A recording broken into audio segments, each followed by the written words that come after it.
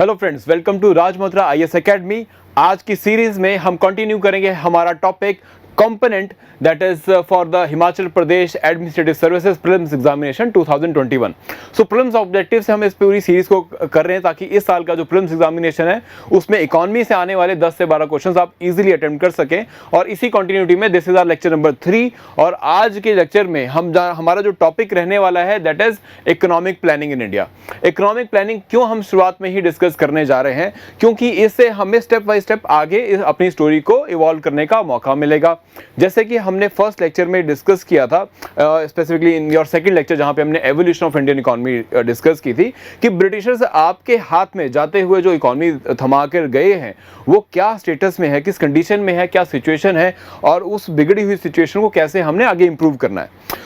अब जब आपको इंडिपेंडेंस मिल गई 1947 में, तो हमारे सामने ये एक गोल था कि हमें अपने लोगों की एस्पिरेशंस, चाहे वो पॉवर्टी एलिवेशन के लिए हो, चाहे पॉवर्टी इरेडिकेशन के लिए हो कि हमें पॉवर्टी का खात्मा करना है, एम्प्लॉयमेंट बढ़ाना है, लोगों को नौकरी के मौके मिले, इंडस्ट्री ग्रो करे, इस तरह की बहुत सारी एम्बिशंस थी। अब जब आप ये एम्बिशियस एम्स लेके चलते हो तो आप कुछ गोल सेट करते हो कि मुझे अपनी लाइफ में, पर्सनल लाइफ में भी यू सेट सम गोल्स कि आपको ये अचीव करना है। अब उन गोल्स को अचीव करने के लिए आपको एक सबसे पहले जो करना पड़ता है, जो सबसे पहली आपकी प्रिपरेशन का सबसे पहला पार्ट होता है वो है प्लान ऑफ एक्शन। तो जैसे कि इंडिविजुअल अपने लिए प्लान ऑफ एक्शन डिसाइड करता है एक गोल्स को अचीव करने के लिए, उसी तरह से कंट्रीज भी अपनी इकोनॉमिक ग्रोथ बोलो या इकोनॉमिक डेवलपमेंट बोलो, उसे अचीव करने के लिए वो भी प्लानिंग करते हैं। वो प्लानिंग में क्या क्या प्रोसेस इन्वॉल्व होता है और इंडिया ने कैसे इंडिपेंडेंस के बाद अपनी प्लानिंग, इकोनॉमिक प्लानिंग के रास्ते इस अपने ultimate goal that is economic development of country achieve करने के लिए क्या रास्ता अपनाया और क्या वो प्रोसेस रहा, यही सारा आज हमने अपने लेक्चर्स में डिस्कस करना है।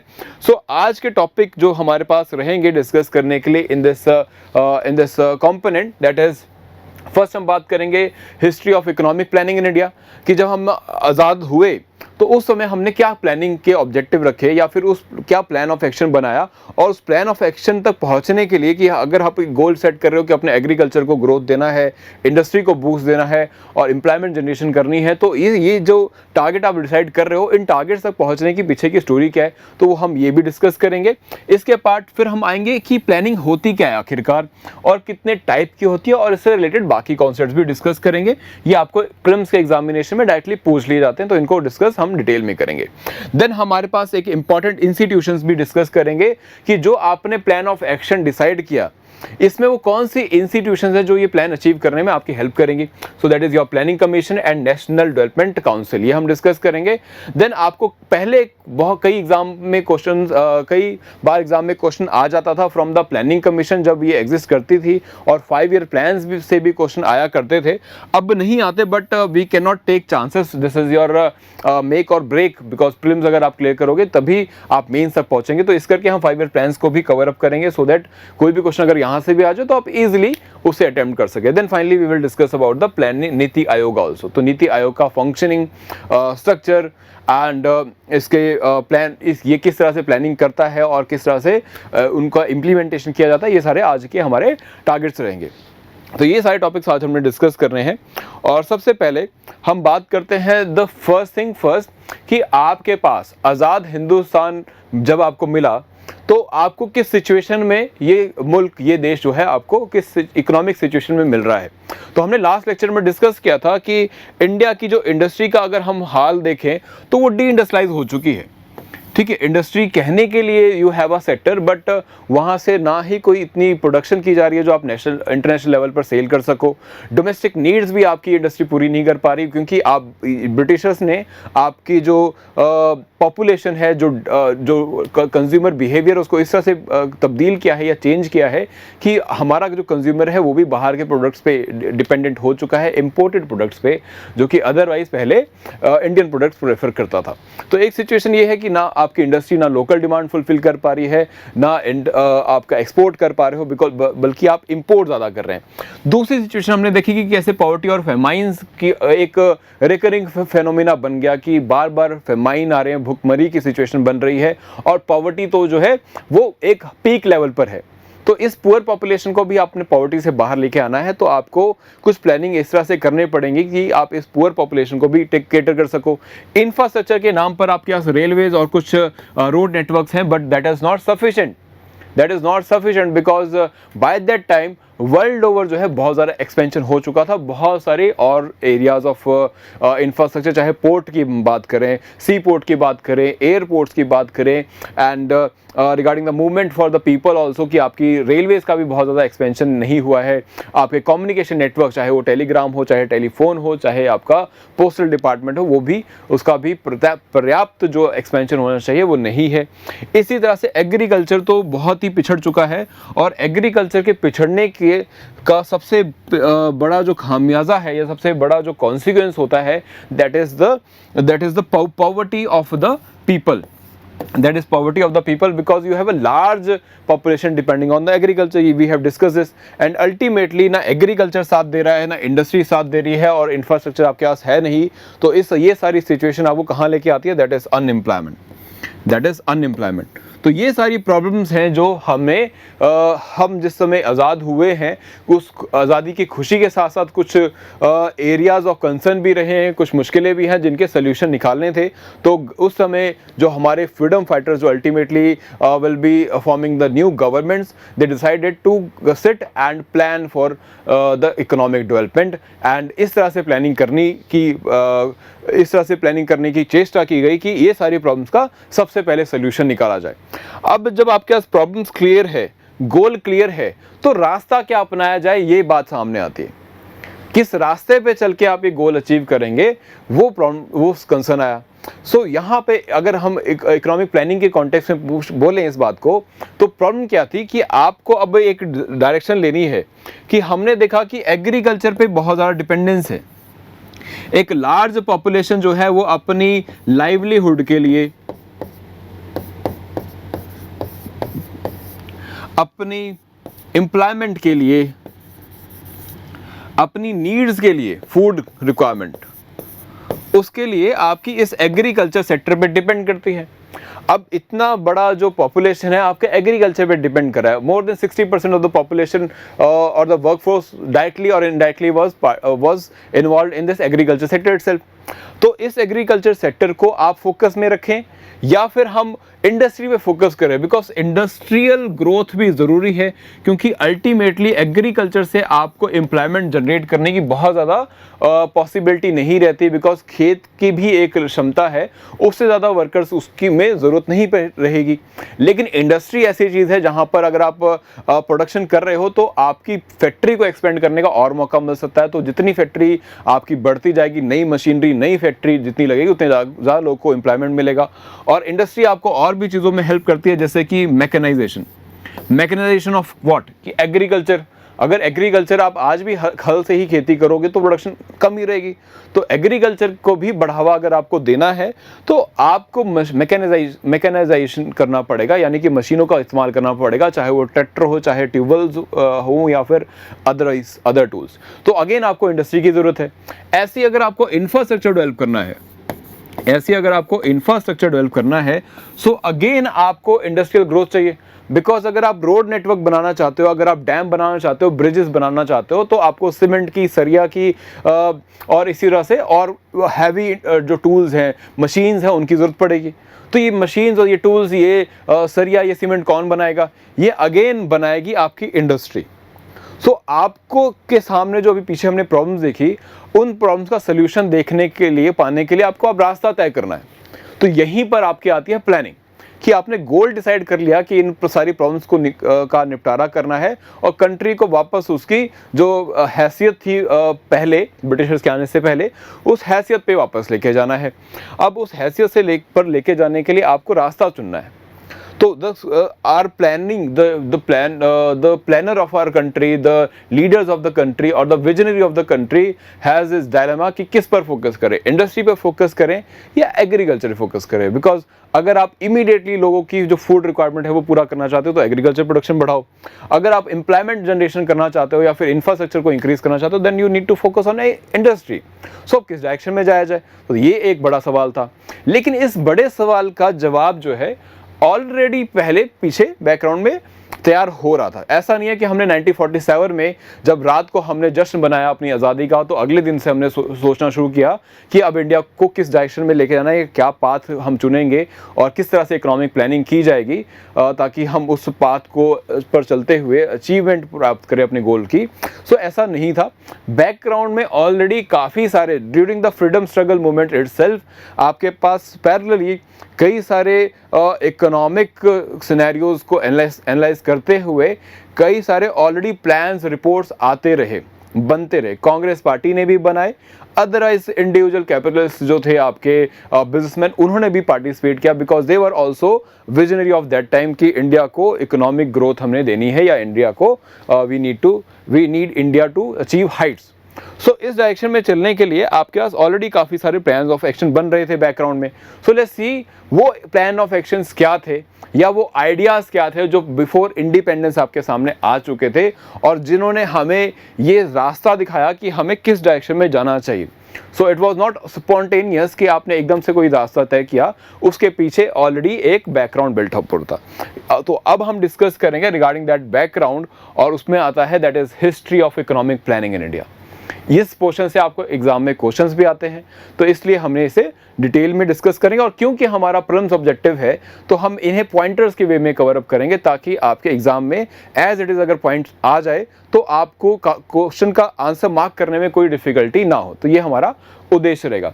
तो सबसे पहली बात करते हैं सबसे पहले प्लान की, जो इंडिया का एक तरह से एक ब्लूप्रिंट था इकोनॉमिक प्लानिंग के लिए और जिसे प्रेजेंट करने वाले हमारे एमएस आपकी यहाँ पे विश्वेश्वरैया जो है एक बड़े इकोनॉमिक्स थे उस समय के, जिनका रिकॉग्निशन इंडिया में काफ़ी ज़्यादा था। एज अ स्टैटिस्टिशियन जो है उस समय पर इनको जाना जाता था। तो as a statistician he was involved in collecting the data and analysing that data. ये इनकी खूबी थी कि उस डेटा को एनालाइज बहुत बखूबी करके उसके बेसिस पे he was able to present कि इंडिया का अभी क्या स्टेटस है इकोनॉमिकली और इसे कहाँ लेके जाना है और उसके लिए कैसे प्लानिंग करनी है। तो the first plan which was presented for India's economic development was Visvesvaraya plan. The year was 1934। सो इस ईयर की इंपॉर्टेंस है, एग्जाम में कई बार ये नेम आपको आ जाते हैं और जो पॉइंटर्स मैं आपको बताऊंगा सबसे पहले वो आएंगे। अब देखो, जब विश्वेश्वरैया जी इस चीज़ को एनालाइज कर रहे हैं कि इंडिया का इकोनॉमिक कंडीशन अभी क्या है, तो कई बातें निकल के आई। जैसे कि सबसे पहले बात ये निकल के आई कि इंडिया में जो एग्रीकल्चर पर डिपेंडेंस है वो बहुत ज़्यादा है। इस डिपेंडेंस को कम करने की सबसे पहले ज़रूरत है और इसको डिपेंडेंस को कम करने का तरीका क्या है, दैट इज़ कि हम इंडस्ट्री को बूस्ट दें। हम इंडस्ट्री को जो है वो बूस्ट दें ताकि इंडस्ट्री जो है इस तरह से एक लीडिंग रोल ले कि हमें ज़्यादा से ज़्यादा जो लेबर फोर्स है उसको हम एग्रीकल्चर से निकाल के इंडस्ट्री में डाल सके और इंडस्ट्रियल ग्रोथ भी होगी और एग्रीकल्चर में जितने लोगों की रिक्वायरमेंट है वो वहाँ पर रहेंगे। सो अपनी बुक में the economic planning in India इन्होंने ये बात रखी सामने और उसी बुक से हमने ये प्लान निकाला कि what should be the India's plan of action. ठीक है, तो that book is kind of a blueprint for India's economic planning, the first plan which was presented in that wait. तो बुक का नेम भी कई बार आपको एग्जाम में आ जाता है, the planned economy of India.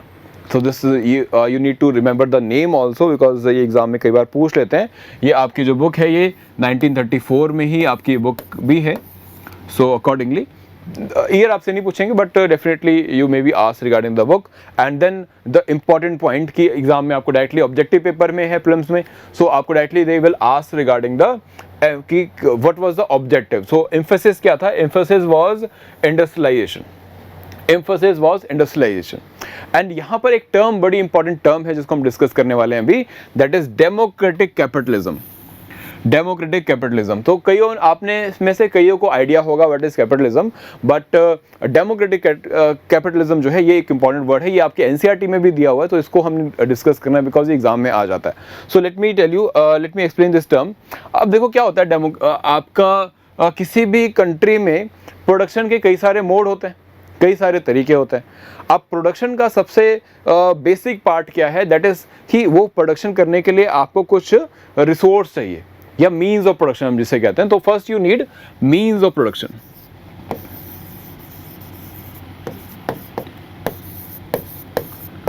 तो this is the first requirement for producing anything. तो अगर कुछ भी आपने किसी भी तरह का चाहे आप इलेक्ट्रिसिटी प्रोड्यूस कर रहे हो तो उसके लिए सबसे पहले आपको क्या चाहिए, आपको एक एरिया चाहिए। जैसे अगर आपने डैम बनाना है तो डैम बनाने के लिए रिक्वायरमेंट क्या है, सबसे पहले आपको जो है लैंड चाहिए, ठीक है। देन उस लैंड के साथ साथ आपको उस पर डैम बनाने के लिए आपको सीमेंट चाहिए होगा, उस पर आपको लेबर चाहिए होगी, लेबर की रिक्वायरमेंट होगी, लैंड की रिक्वायरमेंट होगी और पैसा बहुत लगेगा इस डैम को बनाने के लिए। तो ये होते हैं आपके मीन्स ऑफ प्रोडक्शन। ऐसे इलेक्ट्रिसिटी जनरेशन या फिर और सारे एरियाज़ की हम बात कर सकते हैं। तो इसको अब इस मीन्स ऑफ प्रोडक्शन को अगर कंट्रोल करने वाले जो हैं वो आपके हों, अगर इसे कंट्रोल करने वाले लोग जो हैं या पार्टिसिपेंट जो हैं वो प्राइवेट सेक्टर से आए, अगर ये प्राइवेट सेक्टर के हाथ में कंट्रोल है मीन्स ऑफ प्रोडक्शन का, तो इसको हम बोलते हैं कैपिटलिज्म, बिकॉज ये काम करते हैं प्रॉफिट मोटिव के लिए। They will work for the profit motive. तो दिस इज अबाउट, अब मैं आपको बेसिक आइडिया दे रहा हूँ बिकॉज अदरवाइज पॉलिटिकली तो कैपिटलिज्म के बहुत सारे मीनिंग और भी होते हैं, but we are talking in a particular context. So ये बात हो गई रिगार्डिंग कि जिसके पास मीन्स ऑफ प्रोडक्शन अगर प्राइवेट सेक्टर के हाथ में है तो उसको हम कैपिटलिज्म बोलते हैं। इसी तरह से अगर मीन्स ऑफ प्रोडक्शन जो है गवर्नमेंट के हाथ में, जैसे इंडिया में आपकी गवर्नमेंट डिसाइड करती है कि कौन सा रिसोर्स कैसे एलोकेट किया जाएगा, कि आपके कोल रिसोर्सेज जो हैं उसकी एलोकेशन कैसे की जाएगी, कौन सी कोल फील्ड किसको दी जाएगी, ये गवर्नमेंट के हाथ में है क्योंकि रिसोर्सेज जो हैं गवर्नमेंट के माने जाते हैं। डैम कहाँ बनेगा और क्या रिसोर्सेज इस्तेमाल किए जाएंगे ये गवर्नमेंट डिसाइड करती है। ऐसे ही आपके और चाहे फूड कमोडिटीज़ की हम बात करें, अदरवाइज प्राइमरली जो है गवर्नमेंट इसमें अपना इनपुट देती है। सो जब गवर्नमेंट का रोल आ जाए मीन्स ऑफ प्रोडक्शन पे या गवर्नमेंट का कंट्रोल हो मीन्स ऑफ प्रोडक्शन पे, तो इसको हम बोलते हैं दैट इज बिकॉज अब गवर्नमेंट्स कैसे काम कर रही हैं, गवर्नमेंट ये एक चुनी हुई सरकार है, तो मतलब ये पीपल के थ्रू या लोगों के थ्रू जो है काम करती है। सो पीपल्स पार्टिसिपेशन इंपॉर्टेंट। अब जब लोगों का पार्टिसिपेशन होता है, इनडायरेक्टली कंट्रोल हो गया उनका मीन्स ऑफ प्रोडक्शन पे, because ultimately the people are going to decide कि कौन सी गवर्नमेंट उनके राज्य में उनके देश में रूल करेगी और फिर उसी के हाथ में सारे मीन्स ऑफ प्रोडक्शन होंगे। तो ये आपका एक डेमोक्रेटिक आइडिया हुआ। तो यहीं से आपका टर्म आया that is democratic capitalism, that is democratic capitalism. कि डेमोक्रेटिक मतलब जो मीन्स ऑफ प्रोडक्शन है वो किसके हाथ में है, वो गवर्नमेंट के हाथ में है और इनडायरेक्टली वो लोगों के हाथ में है। कैपिटलिज्म मतलब कि your means of production are controlled, वो फ्री नहीं है, they are controlled by government और अदरवाइज। ठीक है, जैसे यहाँ पे आपके प्राइवेट सेक्टर के हाथ में कंट्रोल था, यहाँ पे गवर्नमेंट के हाथ में कंट्रोल है। So this is your democratic capitalism कि आप मीन्स ऑफ प्रोडक्शन जो है वो तो गवर्नमेंट अपने हाथ में रखेगी, लेकिन इन मीन्स ऑफ प्रोडक्शन को जब गवर्नमेंट आगे अलॉट करेगी for the purpose of production, तो इसमें आपकी प्राइवेट पार्टिसिपेशन हो सकती है। जैसे आप देख रहे हो कि इलेक्ट्रिसिटी प्रोडक्शन के लिए आपके पास कई सारे प्राइवेट फर्म्स या प्राइवेट इंडस्ट्रीज के जो लीडर्स हैं वो भी पार्टिसिपेट करते हैं। इंडिया में टेलीकम्युनिकेशन, अल्टीमेटली स्पेक्ट्रम जो है वो गवर्नमेंट ने अलॉट किया मीन्स ऑफ प्रोडक्शन के नाम पर, जो स्पेक्ट्रम है वो गवर्नमेंट अलॉट करती है, लेकिन उस स्पेक्ट्रम को खरीदने के बाद जो प्राइवेट सेक्टर है वो आगे चल के इसे यूज़ करते हुए आपके लिए बहुत सारे प्रोडक्ट्स लेके आता है। तो आपके पास आइडिया है, रिलायंस है, वोडाफोन है, अब तो आइडिया नहीं रहा, वोडाफोन आ गया। सो इस तरह से आपके पास you have the private participants also. तो इसी सभी रीज़न से हम इसे डेमोक्रेटिक कैपिटलिज्म बोलते हैं कि अल्टीमेटली जो कंट्रोल है वो गवर्नमेंट के हाथ में रहे, लेकिन उसके बाद आपकी प्राइवेट पार्टिसिपेशन भी रहे। So this is about the democratic capitalism. So ये सबसे पहली बात है रिगार्डिंग द विश्वेश्वरैया प्लान की। उनका क्या मानना था कि कंट्रोल जो है गवर्नमेंट अपने हाथ में रखे मीन्स ऑफ प्रोडक्शन का, लेकिन प्राइवेट पार्टिसिपेशन भी अकॉर्डिंगली यहाँ पर हमें चाहिए। और दूसरी बात उन्होंने जो बोली that is the shift of agriculture from labour from agriculture to industry. जैसे अभी हमने डिस्कस किया कि एग्रीकल्चर से शिफ्ट कराने की सबसे ज़्यादा ज़रूरत है, बिकॉज आपके पास एक लिमिटेशन है, एग्रीकल्चर उससे ज़्यादा लोगों को एम्प्लॉयमेंट नहीं दे सकता या प्रोडक्टिव एम्प्लॉयमेंट नहीं दे सकता। सो उनको हमें मूव करने की जरूरत है इंडस्ट्री में, बिकॉज इंडस्ट्रियल ग्रोथ आपको वैसे भी चाहिए। व्हेन यू आर सेइंग कि एम्फोसिस करो इंडस्ट्री पे, सो आपको लेबर की रिक्वायरमेंट होगी, तो लेबर कहाँ से आएगा, वो एग्रीकल्चर से निकालेंगे। यही यही चाइना ने अपने समय पे भी किया कि चाइना ने भी अपनी जो एग्रीकल्चर सेक्टर में इन्वॉल्व पॉपुलेशन थी उसको इंडस्ट्री में डाला, क्योंकि इंडस्ट्री उस टाइम पे एक्सपेंड कर रही थी। ठीक है, तो इंडिया और चाइना का at the time of independence, उनकी 49 में, हमारी 47 में, so the situation was similar. ठीक है, situation was similar, but now you see कि जो चाइना है उसका इतना बड़ा इंडस्ट्रियल सेक्टर डेवलप हो गया और इंडिया जो है इंडस्ट्रियल सेक्टर को इतना ज़्यादा डेवलप नहीं कर पाया। सो कुछ हिस्टोरिकल बैकग्राउंड्स हैं जिनको हम डिस्कस कर रहे हैं। Now this was the first plan, तो आपको ये पॉइंट्स आपको प्री में आ जाते हैं। So next plan is regarding FICCI proposal. FICCI proposal जो 1934 में ही आता है, ये क्या है कि एक इंडस्ट्रियल जो लीडर्स हैं आपके या इंडस्ट्रियल ग्रुपिंग है, उन्होंने भी कुछ प्रपोजल्स दिए कि आफ्टर इंडिपेंडेंस हमें किस डायरेक्शन में अपनी कंट्री को लेके जाना चाहिए। तो इसमें आपका अगर सबसे आगे हम बात करें तो that was FICCI, and FICCI is a federation. इसकी फुल फॉर्म आपको एग्जाम में नहीं आती, पहले कभी आ जाया करती है, that is federation of Indian chamber for commerce and industry. So this is the important part of that institutions जो कि बिफोर इंडिपेंडेंस आपके पास आ चुकी थी, एंड इसने भी काफ़ी इंपॉर्टेंट रोल निभाया है फॉर गिविंग डायरेक्शन और ideas for the economic growth of India. So इन्होंने क्या प्रपोज किया 1934 में, दे सेड कि आप इंडिया को जो है एक प्लानिंग कमीशन की ज़रूरत है।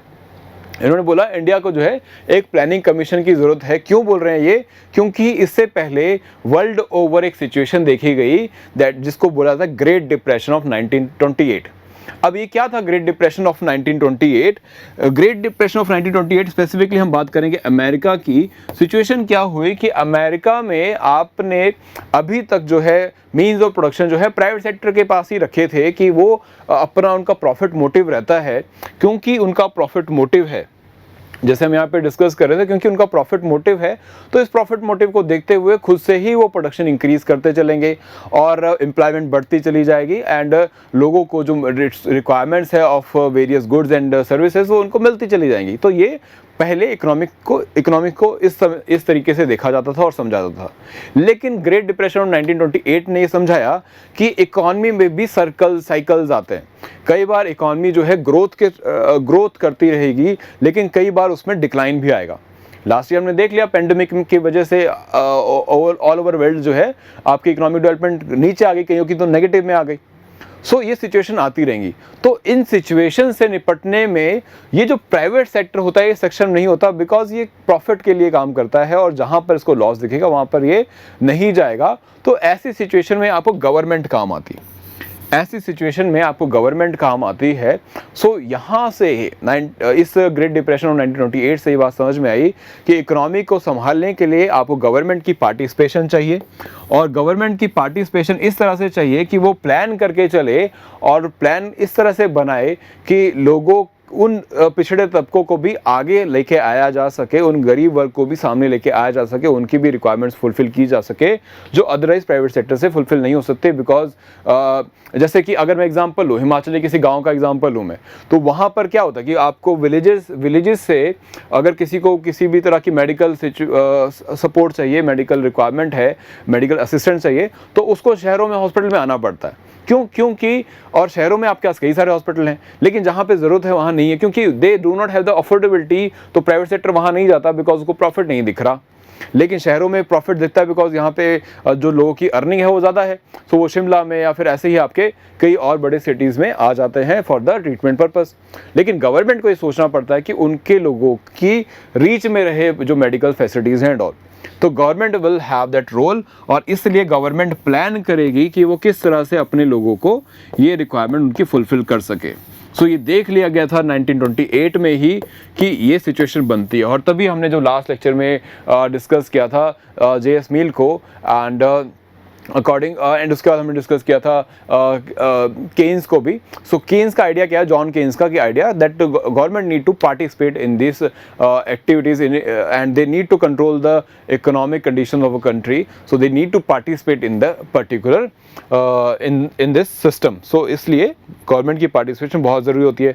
तो इसी वजह से फिक्की ने भी ये प्रपोज किया। तो अब आप समझ गए कि फिक्की क्यों प्रपोज कर रहा है कि आपको एक नेशनल कमीशन बनाना चाहिए, बिकॉज दे से कि एक नेशनल कमीशन मिशन जब बनेगा तभी गवर्नमेंट टारगेट कर पाएगी ओवरऑल नेशनल डेवलपमेंट को, जो कि हमने देख लिया था। और स्पेसिफिकली फिक्की इसलिए भी बोल रही है बिकॉज बाय दैट टाइम जब ग्रेट डिप्रेशन था 1928 का, उस समय पर हमने देखा कि रशिया ने अपने आप को बड़े अच्छे से संभाल लिया और वो उभर के एक बड़ी पावर के रूप में उभर के सामने भी आए। वो क्यों आ पाए? बिकॉज ये माना गया कि उन्होंने ऑलरेडी एक नेशनल प्लानिंग करनी शुरू कर दी थी और इस नेशनल प्लानिंग में उनको गवर्नमेंट का रोल काफ़ी ज़्यादा था, काफ़ी ज़्यादा पार्टिसिपेशन थी और उसी रोल ने हेल्प किया कि वो इन सारी इकोनॉमिक सिचुएशन से अपने लोगों को या अपनी कंट्री को बचा पाए। सो इसीलिए ग्रेट डिप्रेशन के इस इम्प्रेशन के बाद और सोवियत यूनियन जो उस समय पे अभी का रशिया है उस समय पर सोवियत यूनियन कहलाता था, सो उसके एक्सपेरिमेंट को देखते हुए विद नेशनल प्लानिंग और काफ़ी सक्सेसफुल प्लानिंग उन्होंने की और इकोनॉमिक ग्रोथ भी अचीव किया। तो इसे देखते हुए फिक्की ने भी इंडिया में ये प्रपोज किया कि हमें भी इकोनॉमिक प्लानिंग करनी चाहिए। सो इकोनॉमिक प्लानिंग का आइडिया आपके पास आ चुका है इन द 1934 इटसेल्फ। फिक्की ने जब प्रपोज कर दिया तो ये ऑलरेडी आ चुका था। उससे पहले विश्वेश्वरैया भी अपनी प्लान्ड इकोनॉमी के बारे में बात कर चुके थे कि इंडिया को कैसे प्लानिंग के साथ चलना पड़ेगा। नाउ नेक्स्ट प्लान आपके पास इधर जो आता है that was Congress plan. Congress plan mean जो कांग्रेस नेशनल इंडियन नेशनल कांग्रेस जो पार्टी थी जो आपके फ्रीडम मूवमेंट में सबसे बढ़ चढ़ के जिसने पार्टिसिपेट किया है, उसने भी अपने कमेटीज़ के थ्रू ये प्लान सामने लेके आए कि हाँ इंडिया को किस तरह की प्लानिंग की ज़रूरत पड़ेगी। सो इससे भी कई बार आपको क्वेश्चन आ जाते हैं। तो सबसे पहली बात रिगार्डिंग द चेयरमैन और द प्रेसिडेंट, ये किसकी प्रेसिडेंटशिप में डिसाइड किया गया? दैट वाज सुभाष चंद्र बोस की प्रेसिडेंटशिप में डिसाइड किया गया। और कमेटी किसको दी गई? जवाहरलाल नेहरू को। क्या कमेटी दी गई कि आपको नेशनल प्लानिंग कमेटी बनाया गया 1938 में, जिसका चेयरमैन जो है जवाहरलाल नेहरू जी को बनाया गया कि आपको under this committee it was specifically for the purpose कि इंडिया को किस डायरेक्शन में लेके जाना है। ठीक है, कि इंडिया की अगर हमने प्लानिंग करनी ही है तो उस प्लानिंग के क्या ऑब्जेक्टिव रहेंगे, क्या अचीव करना है, क्या तरीका रहेगा, ये सारी बातें इस कमेटी में थी। सो आप देख सकते हो कि जो जवाहरलाल नेहरू है, जवाहरलाल नेहरू जी हैं, वो पहले ही आपकी इंडिपेंडेंस के साथ ही उनके सामने एक क्लियर आइडिया था रिगार्डिंग द नेशनल प्लानिंग। क्यों? क्योंकि वो ऑलरेडी प्लानिंग में इन्वॉल्व थे through these kind of committee, national planning committee जो उस समय पे कांग्रेस ने ऑलरेडी स्टैब्लिश कर ली थी। सो इसीलिए हमें जैसे ही आज़ादी मिलती है तो ऐसा नहीं है कि हमने आप सोचा कि हमें प्लान करने की ज़रूरत है। It was already in the minds of the leaders. तभी मैंने बोला कि लीडर्स के माइंड में पहले ही ये विजन था कि हमने किस तरह से इंडिया को आगे बढ़ाना है।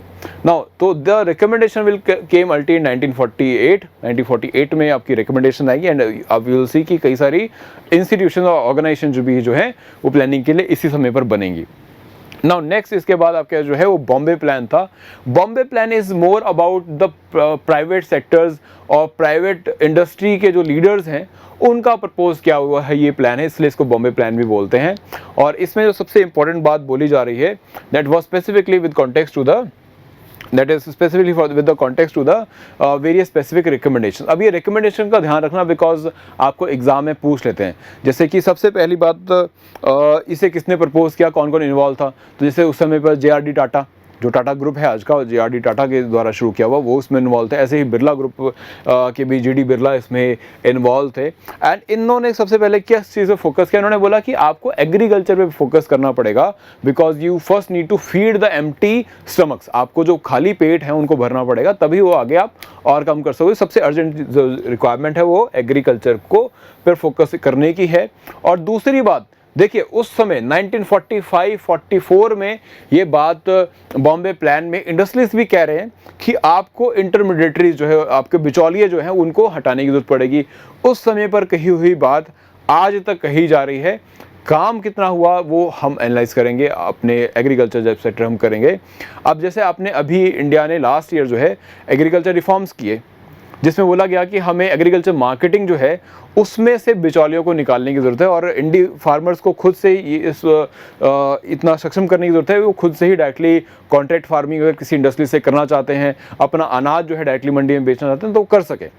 सो ये उस समय पर भी बात थी इंटरमीडिएटरीज को हटाने की और आज भी बात चली आ रही है। We will discuss this topic in very much detail. So this was also the objective that time.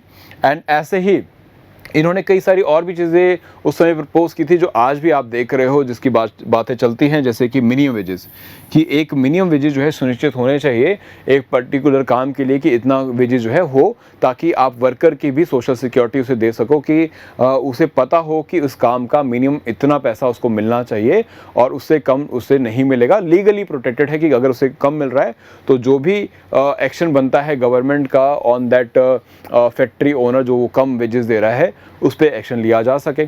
So that is minimum wages का कॉन्सेप्ट भी था। एमएसपी, इसे बोलते हैं मिनिमम सपोर्ट प्राइस, मिनिमम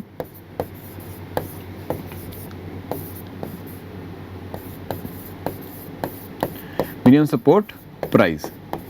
अब मिनिमम सपोर्ट प्राइस का क्या concern है? Minimum support price is all related to the agriculture. काफ़ी न्यूज़ में रहा लास्ट ईयर में, हमें पता है कि जैसे अभी हम बात करते हैं एग्रीकल्चर रिफॉर्म्स की, तो उसका एक इंपॉर्टेंट पार्ट क्या था कि हमने एग्रीकल्चर में इस तरह के रिफॉर्म्स लेके आने हैं ताकि जो फार्मर्स हैं उनको हम उनकी इनकम को बढ़ा सकें। तो फार्मर्स का इस पर कहना ये था कि सबसे पहले बात तो आप हमें जो वीट के लिए या फिर राइस के लिए आप जो minimum wages minimum support price देते हो कि इतने भी अगर खरीद नहीं हुई इस रेट पर, तो गवर्नमेंट अपने जो चैनल्स हैं जैसे फूड कॉर्पोरेशन ऑफ इंडिया, उनके द्वारा खुद से वो उस सुनिश्चित रेट पर वो वस्तु जो है, वो उत्पाद जो है वो खरीद लेगा। तो जब फार्मर को ये सुनिश्चित ये चीज़ मिल जाती है, ये गारंटी मिल जाती है कि उसके उत्पाद की उसको सही दाम मिल जाएंगे, तो वो भी प्रोडक्शन करने में पीछे नहीं हटता, वो भी ज़्यादा से ज़्यादा प्रोड्यूस करने की कोशिश करेगा ताकि उसको पता है कि जो भी सुनिश्चित अमाउंट है वो उसको मिल जाएगी।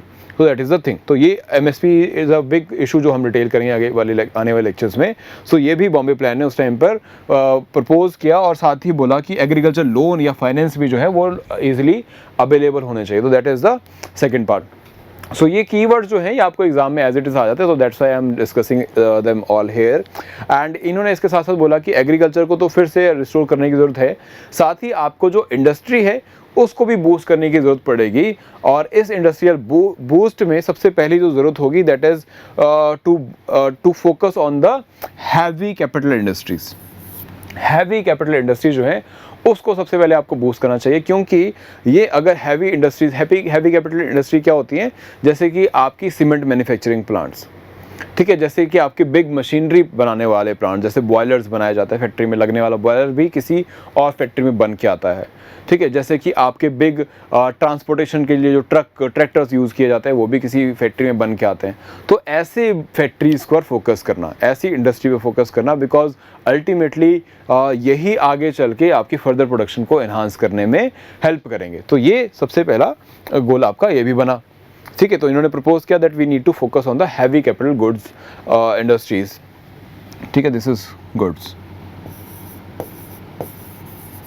तो this is the target area. Now इन्होंने साथ में ये भी प्रपोज किया कि that we need to give at least 35% of the outlay, कि गवर्नमेंट जितना भी इन्वेस्टमेंट करेगी इन सेक्टर्स में, इंडस्ट्री में, उसका 35% जो है that should go to the industry, that should go to the specific industry. अब कुछ स्पेसिफिक इंडस्ट्री की बाद में बात की गई, जैसे आपको मैंने बोला कि अगर इंफ्रास्ट्रक्चर को ग्रो करना है तो आपको स्टील मैन्युफैक्चरिंग चाहिए, बिकॉज आपको सरिये की रिक्वायरमेंट होगी, आपको सीमेंट बनाने वाली कंपनी, सीमेंट को बनाने वाली फैक्ट्रीज चाहिए होंगी, आपको इलेक्ट्रिसिटी जनरेशन के लिए काम करना होगा, आपको अगर ट्रांसपोर्टेशन को एक्सपेंड करना है देन आपको फर्दर जो है एनर्जी रिक्वायरमेंट होगी, और जैसे क्रूड ऑयल हो गया या रिफाइनरी प्रोडक्ट्स हो गए, ये सब की भी रिक्वायरमेंट होगी।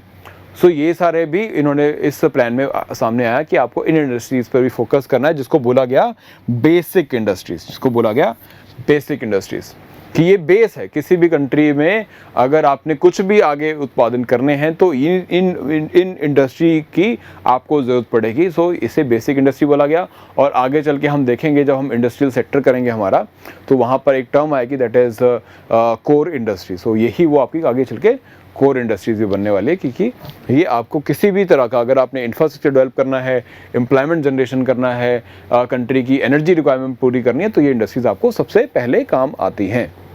नाउ इसके apart there was focus on the consumer good industry also, कि आप लोगों के लिए जो लोगों की ज़रूरत की चीज़ें हैं वो इंडिया में ही बने, बिकॉज अभी तक कंज्यूमर जो है डिपेंड था वो इम्पोर्ट्स के ऊपर अपनी छोटी छोटी ज़रूरत के लिए, चाहे वो कपड़ों की ज़रूरत हो, चाहे किसी भी तरह की छोटी और उनकी चाहे रोज़मर्रा में काम आने वाली चीज़ों की ज़रूरत है, वो उसके लिए भी वो डिपेंडेंट है। That was also the thing here. ऐसी जो छोटा सेक्टर है इंडस्ट्रियल सेक्टर, उसको भी ग्रोथ करने की बात है कि जो छोटी छोटी इंडस्ट्रीज़ हैं, बिकॉज छोटी इंडस्ट्रीज़ की खासियत क्या होती है कि उसमें इन्वेस्टमेंट कम होता है लेकिन वो एम्प्लॉयमेंट ज़्यादा देते हैं। तो फिक्की ने अपने इस प्रपोजल में ये भी बोला कि आपको ऐसी छोटी इंडस्ट्रीज़ में, जिसको एक टर्म दिया जाता है micro small and medium enterprises, ये नाम दिया जाता है, जिसको हम अपने इंडस्ट्रीज़ वाले लेक्चर में कवर अप करेंगे। So that is the important part here. So this is all about the Bombay plan. इसके बाद कुछ और भी प्लान्स आपके पास आएंगे जो कि एग्ज़ाम में आपको आ जाते हैं, जैसे कि श्री राम नारायण, ठीक है, श्री राम नारायण जी जो हैं, उनके अंडर उन्होंने भी एक प्लान प्रेजेंट किया। ये बेसिकली इसी को हम गांधीयन प्लान भी बोलते हैं। ये गांधी जी के फॉलोअर्स थे। सो ही प्रेजेंटेड अ प्लान जिसको बोला गया गांधीयन प्लान ऑफ 1944। एंड इसमें आया कि श्रीमन नारायण जो हैं, श्रीमन नारायण अग्रवाल, इन्होंने प्रपोज किया कि इंडिया को जो है अपनी जो प्लानिंग है वो कोई सेंट्रल गवर्नमेंट प्लान कर दे और नेशनल वाइज अप्लाई हो जाए, वैसा नहीं सिस्टम बनाना चाहिए जैसे सोवियत यूनियन ने बनाया। हमें किस प्लान की ज़रूरत पड़ेगी? हमें पड़ेगी ज़रूरत कि जहाँ पर आपके पास, क्योंकि आपका राज्य, आपका एरिया बहुत बड़ा है, तो हर एक राज्य की अपनी रिक्वायरमेंट होती है। नॉर्थ ईस्ट या हिली एरियाज़ की रिक्वायरमेंट्स अलग होगी, बिकॉज ऑफ फॉरेस्ट एरिया भी है और वहाँ पे एग्रीकल्चर जो है उस तरह से नहीं हो सकता जैसे कि प्लेन एरियाज़ में हो सकता है। रोड नेटवर्क उस तरह से डेवलप नहीं हो सकता जैसे कि प्लेन में हो सकता है। तो आपकी उनकी ज़रूरतों को देखते हुए उनकी डेवलपमेंट अलग से होनी चाहिए। तो यहाँ पर आपको स्टेट को या एरिया को फोकस करना चाहिए, ना कि सिर्फ सेंट्रल लेवल पर आप प्लानिंग करो। तो इसको बोला गया decentralise planning structure, decentralise economic structure, कि आप जो है राज्यों को भी ये अधिकार दें कि वो अपने हिसाब से अपनी प्लानिंग को आगे बढ़ा सकें, क्योंकि गांधीयन अप्रोच पे या गांधी जी के जो नक्शे कदम है उस पर चलने की बात है। सो इस करके डिसेंट्रलाइज, यहाँ पर डिसेंट्रलाइजेशन की बात होती है। और साथ ही क्योंकि Gandhi ji was a great follower of small industries या फिर विलेज लेवल पर जो इंडस्ट्रीज़ काम करती है उनको वो बढ़ावा देना चाहते थे। तो इसमें श्री राम नारायण अग्रवाल भी इस चीज़ को आगे बढ़ाते हुए कहते हैं कि हमें जो है प्रमोशन ऑफ कॉटेज इंडस्ट्री करना चाहिए और साथ ही विलेज लेवल पर इंडस्ट्रीज, बिकॉज अगर विलेज लेवल पर ही आपने इंडस्ट्री को ग्रो कर दिया तो किसी भी एम्प्लॉय को या लेबर को माइग्रेट करके बाहर जाने की ज़रूरत नहीं है। उसको अपने ही क्षेत्र में, अपने ही गांव में काम मिल जाएगा, जो कि अभी आप कैसे करना चाह रहे हो। जैसे कि अभी आप अब नरेगा स्कीम्स क्या है कि लोगों को, लेबर को अपने ही इलाके में काम मिल जाए और एग्रीकल्चर डेवलपमेंट भी हो जाए, रूरल डेवलपमेंट या फिर जैसे आपका इरिगेशन फैसिलिटीज़ डेवलप करने की बात हो या और फैसिलिटीज़ डेवलप करने की बात हो, गांव लेवल पर ही हो जाए। सो ये कोशिश थी, इस प्लान में भी ये प्रपोज किया गया। और कुछ चीज़ें आपको एग्ज़ाम में पूछ ली जाती हैं तो उन चीज़ों को भी मैं हाईलाइट कर देता हूँ, जैसे कि कौन कौन सी चीज़ें गांधीयन प्लान में नहीं थी। सबसे पहली बात, ये सेंट्रल प्लानिंग के अगेंस्ट है कि एक नेशनल लेवल पे, जैसे एक नेशनल लेवल पर एक प्लान बना दिया आपने और स्टेट्स को बोल दिया कि तुम्हें भी और तुम्हें भी इस प्लान को फॉलो करना है। तो प्रॉब्लम क्या आती है कि इसकी अलग रिक्वायरमेंट्स है, इस स्टेट की अलग रिक्वायरमेंट है और स्टेट की अलग रिक्वायरमेंट है, बट सब पर एक ही तरह का प्लान अप्लाई करना इज़ अ कंसर्न। तो इसलिए बोला गया कि सेंट्रल प्लानिंग, इस माना जाता था कि सेंट्रल प्लानिंग ठीक नहीं है इस इंडिया के लिए। और दूसरी बात, जो गवर्नमेंट है उनको बहुत ज़्यादा इन्वॉल्व नहीं होना चाहिए प्लानिंग में। जैसे कि अभी फिक्की का हमने देखा, फिक्की सेट की गवर्नमेंट की पार्टिसिपेशन ज़्यादा से ज़्यादा होनी चाहिए, उनको कंट्रोल, मींस ऑफ प्रोडक्शन जो है उनके कंट्रोल में रहने चाहिए, ताकि ज़रूरत मौका पड़ने पे या मुश्किल समय पर वो इस तरह से इन चीज़ों को इस्तेमाल करें कि इकोनॉमिक डेवलपमेंट बनी रहे और लोगों की जो ज़रूरतें हैं वो पूरी होती रहे। बट जो गांधीयन प्लान है वो बात करता है कि there should not be the dominant role of the state. Why so? Because अगर स्टेट डोमिनेंट रोल में होगी तो गवर्नमेंट जो है चाहे आप बोलें कि इतनी एफिशिएंटली काम नहीं कर सकती, लोग अपनी ज़रूरतों को ज़्यादा अच्छे से समझते हैं और इंडस्ट्रीज जो है चाहे वो प्रॉफिट मोटिव के लिए काम करें, लेकिन side by side they no where to have their presence. और क्योंकि आप कॉटेज और विलेज लेवल की इंडस्ट्रीज़ को प्रमोट कर रहे हैं, सो यहाँ पर स्टेट की जितना कम कंट्रोल हो उतना बेटर है, ताकि इनको आगे बढ़ने का उतना ज़्यादा मौका मिल सके और स्टेट गवर्नमेंट्स को भी अपने तरीके से काम करने का पूरी छूट मिल सके। सो इस रोल, और साथ ही जैसे मैंने आपको बोला, बिकॉज ये गांधीयन आइडिया फॉलो कर रहे हैं, सो इंडस्ट्रियलाइजेशन इनके फोकस में नहीं है। ये बड़ी इंडस्ट्री के फोकस सपोर्टर नहीं है कि बड़ी इंडस्ट्रीज़ को, इससे इनका मानना है कि वो प्रॉफिट अकुमुलेशन कर लेते हैं, वो जो पैसे की वो जो कमाई है वो चंद हाथों में रह जाती है। वो ये नहीं चाहते थे, ये चाहते थे कि छोटी छोटी इंडस्ट्रीज हो ताकि जो भी जनरेट हो रहा है प्रॉफिट वो भी आपस में डिस्ट्रीब्यूट रहे। तो this was all about the Gandhian plan. Next हमारे पास प्लान है that is people's plan.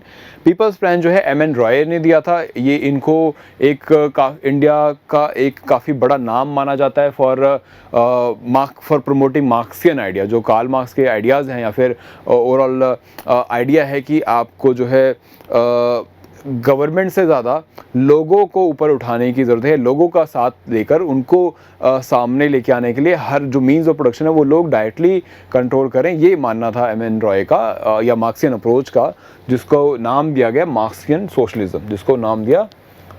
Socialism. तो ये टर्म्स आपको कई बार एग्जाम में आ जाती हैं, so we need to focus on this. और इन्होंने फोकस किया दैट इज़ कि इंडिया में इकोनॉमिक रिफॉर्म की ज़रूरत है और जिसका जो उद्देश्य होना चाहिए वो लोगों की भलाई होना चाहिए। लोगों की भलाई कैसे होगी कि आप फोकस कीजिए कि लोगों के स्किल बढ़ें, लोगों की हेल्थ ठीक रहे, हेल्थ फैसिलिटी बढ़ाइए। आप इसी तरह से और रिक्वायरमेंट्स हैं, जैसे कि आप अगर एम्प्लॉयमेंट बढ़ाना चाहते हैं सो आप पहले उनको एजुकेशन दीजिए ताकि वो अपने आप इस काबिल हो जाएं कि वो अपने लिए एम्प्लॉयमेंट जो है ढूंढ सकें। तो ये सारे कंसर्न आपके रहते हैं पीपल्स प्लान में। नाउ नेक्स्ट हमारे पास है सर्वोदय प्लान। सर्वोदय प्लान में this is again come from few ideas of Vinoba Bhave से काफ़ी ज़्यादा प्रभावित हैं, जो कि आगे गांधीयन अप्रोच से प्रभावित हैं। तो इसे प्रमोट करने वाले कौन हैं? जयप्रकाश नारायण, जो was himself was a Gandhian, who was himself a Gandhian, and he said that we should be focusing on the Sarvodaya, कि सबका उदय। सर्वोदय का मतलब क्या? सबका उदय, कि हमें सभी के लिए जो है ग्रोथ अपॉर्चुनिटीज़ जो हैं वो देखनी चाहिए। ऐसा ना हो कि आप इंडस्ट्री पे फोकस करो और चंद कैपिटलिस्ट जो हैं उस समय के, उनकी इनकम में तो बढ़ावा हो जाए लेकिन गरीब गरीब रहे। तो ये अप्रोच थी कि इस प्लान में बोला गया कि हमें इस तरह से प्लानिंग करनी चाहिए कि सभी को हम साथ लेके चल सकें, जैसे कि विनोबा भावे ने करके दिखाया था रिगार्डिंग द लैंड रिफॉर्म की। जो बड़े ज़मींदार थे उनसे लैंड लेकर गरीब या लैंडलेस लेबर को दिया गया ताकि एक सोसाइटी में उनको लाइवलीहुड मिल सके और काइंड ऑफ इक्वालिटी उनको प्रमोट किया जा सके। तो ये सारे काम, ये सारे जो प्लान्स आप देख रहे हो, ये इनका फाइनली उद्देश्य क्या है कि कंट्री को हमें ऑलरेडी एक डायरेक्शन बन चुकी थी कि हमें किस तरह से लेके जाना है। कई सारे इन प्लान्स में कई सारे अलग अलग आइडियाज़ ऑलरेडी बता दिए गए थे कि ये सारे रास्ते हो सकते हैं कंट्री को डेवलपमेंट के एक खुशहाली के रास्ते पे लेके जाने के लिए। सो ये सारे आपको ये टेबल की फॉर्म में मैंने कराया है, इसको टेबल की फॉर्म में ही आप याद कर लीजिएगा और पीपीटी का पीडीएफ आपको टेलीग्राम पे मिल जाएगा, so that you can easily answer any question which comes from this section. So that is the purpose of this. Clear? अब इसके बाद हम डिस्कस करेंगे कि आपके पास कई सारे ऑप्शंस तो इन प्लान्स के साथ जरिए आ गए, तो आखिरकार आप प्लानिंग अब करेंगे कैसे? ठीक है, आपको रास्ता बता दिया गया, लेकिन उस रास्ते के लिए आपके पास कौन सी गाड़ी या कौन सा कन्वीनियंस या फिर कौन सा वाहन आप लोगे या जिससे आप अपनी मंजिल तक पहुंच सके, तो हमें उसकी बात करनी है अभी। चलिए देखते हैं वो क्या ज़रिया था जिस ज़रिए से हम इकोनॉमिक प्लानिंग करते हैं। तो यहाँ से हमारे पास टॉपिक आया that is about the types of planning, कि इकोनॉमी में कितने, अगर प्लानिंग का ज़रिया क्लियर होगा कि अभी प्लानिंग से ही चलना है, लेकिन वो प्लान कैसा होगा, उस प्लान में क्या टारगेट्स रखे जाएंगे, या टारगेट्स लेके प्लानिंग करें या बिना टारगेट्स के भी आप प्लान करके उस रास्ते पे चलते हुए आप टारगेट्स अचीव करते चले, क्योंकि कई सारे तरीके होते हैं। तो प्लानिंग में दो कॉन्सेप्ट्स आते हैं। एक प्लानिंग होती है, उसे बोला जाता है इम्पेरेटिव प्लानिंग, और दूसरा होता है इंडिकेटिव प्लानिंग। तो ये दो जरिए हैं जिस तरीके से आप प्लानिंग करते हो। अब सबसे पहले बात करते हैं हम इम्पेरेटिव प्लानिंग में। Imperative planning is all about setting goals या सेटिंग टारगेट्स, स्पेसिफिक टारगेट्स जो है डिसाइड किए जाते हैं। कौन करता है इसे? डिसाइड करने के लिए भी आपके पास जो है एक इंस्टीट्यूशन रहेगा या फिर एक गवर्नमेंट जो है वो ही प्लानिंग करेगी।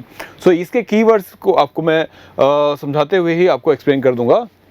दैट इज़ लाइक, अब इसमें क्या है कि आप क्या करते हो, यू हैव डायरेक्ट और target planning. You decide the target first and then plan for it, then you plan for it. और ये टारगेट कौन करेगा? ये सेंट्रलाइज लेवल पर होगी, मतलब सेंट्रल गवर्नमेंट्स इस टारगेट को सुनिश्चित करेंगे। और ये टारगेट होगा कैसे कि आप नंबर बता देंगे कि हम चाहते हैं कि इंडिया जो है बाय 2025 5 ट्रिलियन इकॉनमी बन जाए। तो तो ये क्या है, एक तरह का आपने नंबर डिसाइड किया, तो ये न्यूमेरिकल नंबर आपने डिसाइड कर दिया। अब this is the important part here.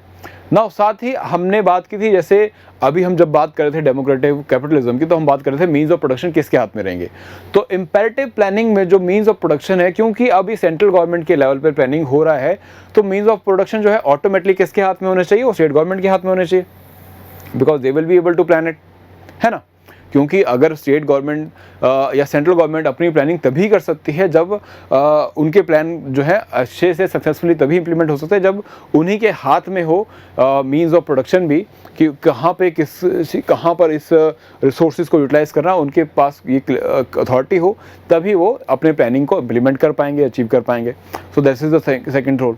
तो आपने गवर्नमेंट इसमें, क्योंकि प्लानिंग गवर्नमेंट कर रही है, मीन्स ऑफ प्रोडक्शन गवर्नमेंट के हाथ में है, तो मार्केट का बहुत ज़्यादा रोल नहीं है, मतलब प्राइवेट सेक्टर जो है उसका बहुत ज़्यादा रोल नहीं रहता इस प्लानिंग को में इन्फ्लुएंस करने का, ठीक है। बिकॉज गवर्नमेंट ने अगर डिसाइड कर लिया कि राशन इतने रुपए का मिलेगा और इस एरिया में इतने राशन की अवेलेबिलिटी हम रखेंगे, सो वो that is the direction of the government, because means of production भी उनके हाथ में है और प्राइवेट सेक्टर का उसमें कोई रोल नहीं है, ठीक है। हमने देखा था काफ़ी जब इंडिपेंडेंस के बाद नई फैक्ट्री इस्टेब्लिश हो रही हैं, चाहे आपकी कार मैन्युफैक्चरिंग हो, चाहे कंज्यूमर गुड्स हो, वो गवर्नमेंट की फैक्ट्री से बना करते हैं, तो वो डिसाइड करते हैं कि कितना इन्वेस्टमेंट कहाँ पे रहेगा या फिर कितनी प्रोडक्शन कौन करेगा और किन को ये कार मिलेंगी, वो भी निर्धारित जो है सरकार ही उस समय पे करती है। So that was again a kind of imperative. तो प्राइवेट सेक्टर का कोई मार्केट का रोल नहीं था, प्राइवेट सेक्टर का कोई रोल नहीं है, एंड इसी को अल्टीमेटली बोला जाता था कमांड इकॉनमी।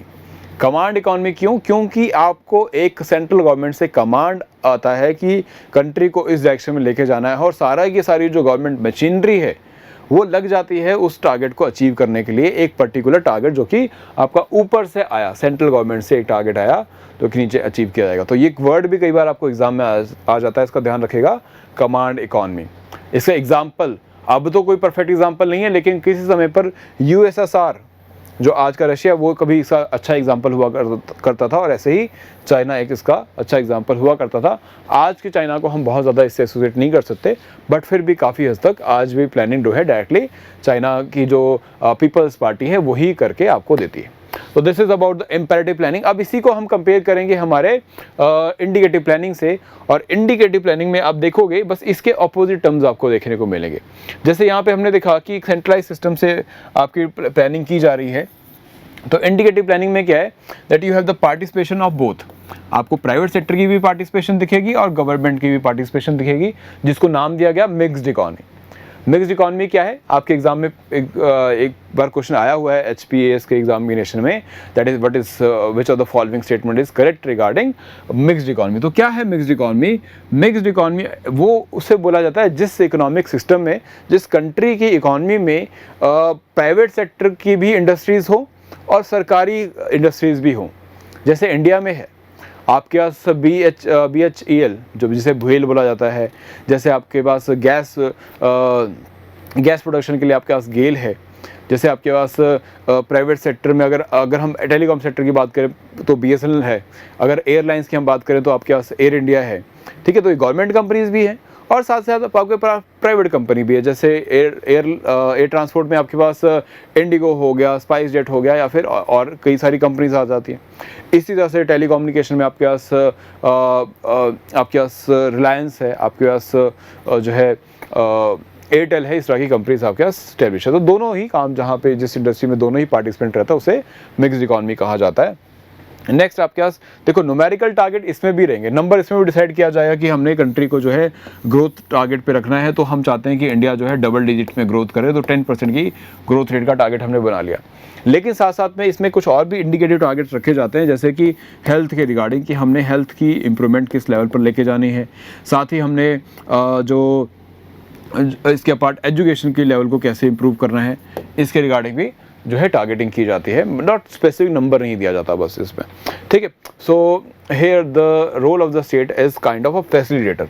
जैसे इंडिया में मैं भी आपको टेलीकॉम का एग्जांपल दे रहा था कि गवर्नमेंट्स ने जो है सैटेलाइट किसका, गवर्नमेंट का, स्पेक्ट्रम किसके, गवर्नमेंट के, सेल किसको किया, प्राइवेट सेक्टर को। जियो ने, एयरटेल ने स्पेक्ट्रम खरीद लिया और उसके बेसिस पे उन्होंने अब 4G की सर्विसेज निकाल दी, 5G की सर्विसेज निकाल दी।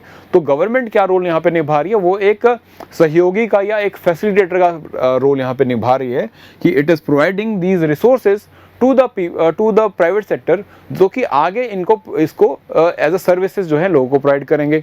तो ये रिसोर्सेज जो हैं इनको प्रोवाइड करने के लिए गवर्नमेंट जो है एज अ फैसिलिटेटर का रोल यहाँ पे निभाती है। एंड अकॉर्डिंगली इसमें अब क्योंकि आप अल्टीमेटली फैसिलिटेटर का रोल निभा रहे हो तो और आगे चल के प्राइवेट सेक्टर के हाथ में चीज़ें आती हैं, तो यहाँ पे जो डोमिनेटिंग रोल है वो ऑब्वियसली मार्केट का हो जाएगा।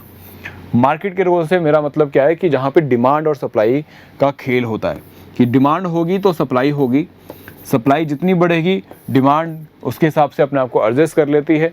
सप्लाई किसी चीज़ की बहुत ज़्यादा हो गई तो आपके पास रेट कम आ जाएंगे, और कभी डिमांड ज़्यादा हो गई तो आपको रेट फिर ज़्यादा आ जाएंगे। तो ये जो कब हो पाता है, जब आपने प्राइवेट सेक्टर के हाथ में इतना छूट दे रखी हो कि अपने हिसाब से वो सप्लाई को बढ़ा सकें, कंज्यूमर के पास ये फ्रीडम है वो अपनी क्षमता के हिसाब से चीज़ों को खरीद सके। तो जब इतनी फ्लेक्सिबिलिटी होती है तो उसको हम बोलते हैं मार्केट फोर्सेस की डोमिनेशन। इसका परफेक्ट एग्जांपल आज भी अभी की मोस्टली जो कंट्रीज़ हैं इसका परफेक्ट एग्जांपल है। इंडिया भी इसका एक अच्छा एग्जांपल है जहाँ पे दोनों ही सेक्टर काम करते हैं। तो this is about the type of planning जो आपको एग्जाम में भी आ जाती है। तो ध्यान रखिएगा इन दोनों का। ये टेबल इसीलिए बनाया गया है ताकि आप आराम से कंपेयर कर सकें। इसका लिखने की आपको जरूरत नहीं पड़ेगी बिकॉज पीपीटी का PDF आपको टेलीग्राम ग्रुप पर मिल जाएगा, जिसका डिस्क्रिप्शन जो है इस वीडियो में भी दिया गया है। नाउ नेक्स्ट, अब इस प्लान तो आपने डिसाइड कर लिया, आपने व्हीकल भी डिसाइड कर लिया कि आपने किस व्हीकल से, किस वाहन से इस गोल को अचीव करने के रास्ते पे आगे बढ़ना है। अब उस व्हीकल को ड्राइव करने वाला ड्राइवर कौन होगा, उस गाड़ी को ड्राइव करने वाला ड्राइवर कौन होगा, ये डिसाइड करना है। तो इंडिया ने डिसाइड किया कि इंडिया की इस प्लानिंग को आगे बढ़ाने के लिए हमें प्लानिंग कमीशन की ज़रूरत पड़ेगी। तो हमने ड्राइवर कौन सा अपनाया, हमने ड्राइवर अपनाया प्लानिंग कमीशन। प्लानिंग कमीशन को हमने इस्टेब्लिश कर दिया 1950 में बाय अ गवर्नमेंट रेजोल्यूशन कि ये एक ऐसी बॉडी होगी जो प्लान बनाएगी भी और प्लान को इम्प्लीमेंट भी करेगी। और इसके साथ साथ एक दूसरा काउंसिल भी बनाया, जिस काउंसिल का उद्देश्य क्या है कि ये नेशनल लेवल पर एक सहयोग या एक अंडरस्टैंडिंग बनाएगा। क्योंकि आपके पास प्लानिंग कमीशन क्या है, सेंट्रल गवर्नमेंट की बनाई हुई बॉडी, और नेशनल डेवलपमेंट काउंसिल क्या है, ये भी एक सेंट्रल गवर्नमेंट की बनाई हुई बॉडी है। लेकिन इसमें जो है आप राज्यों का भी सहयोग चाहते हो इन प्लान को इम्प्लीमेंट करने के लिए, बिकॉज राज्य जो हैं आखिरकार पॉलिसी जो है वो लोगों पर अप्लाई होनी है, रिसोर्सेज पे अप्लाई होनी है, और ये जो रिसोर्सेज होते हैं ये राज्यों में हैं। तो राज्यों का सहयोग भी आपको चाहिए, तो इसलिए आपने एक नेशनल डेवलपमेंट काउंसिल बनाई। हम इसके बारे में भी डिस्कस करेंगे। पहले हम बात करते हैं प्लानिंग कमीशन की। और एग्ज़ाम में अब तो प्लानिंग कमीशन नहीं रहा, क्योंकि after coming of the NDA government 2014 में प्लानिंग कमीशन को समाप्त करके उसकी जगह से एक नया जो है इंस्टीट्यूशन बना दिया गया। क्या नाम था उसका नाम था नीति आयोग। तो नीति आयोग को इस्टेब्लिश किया गया।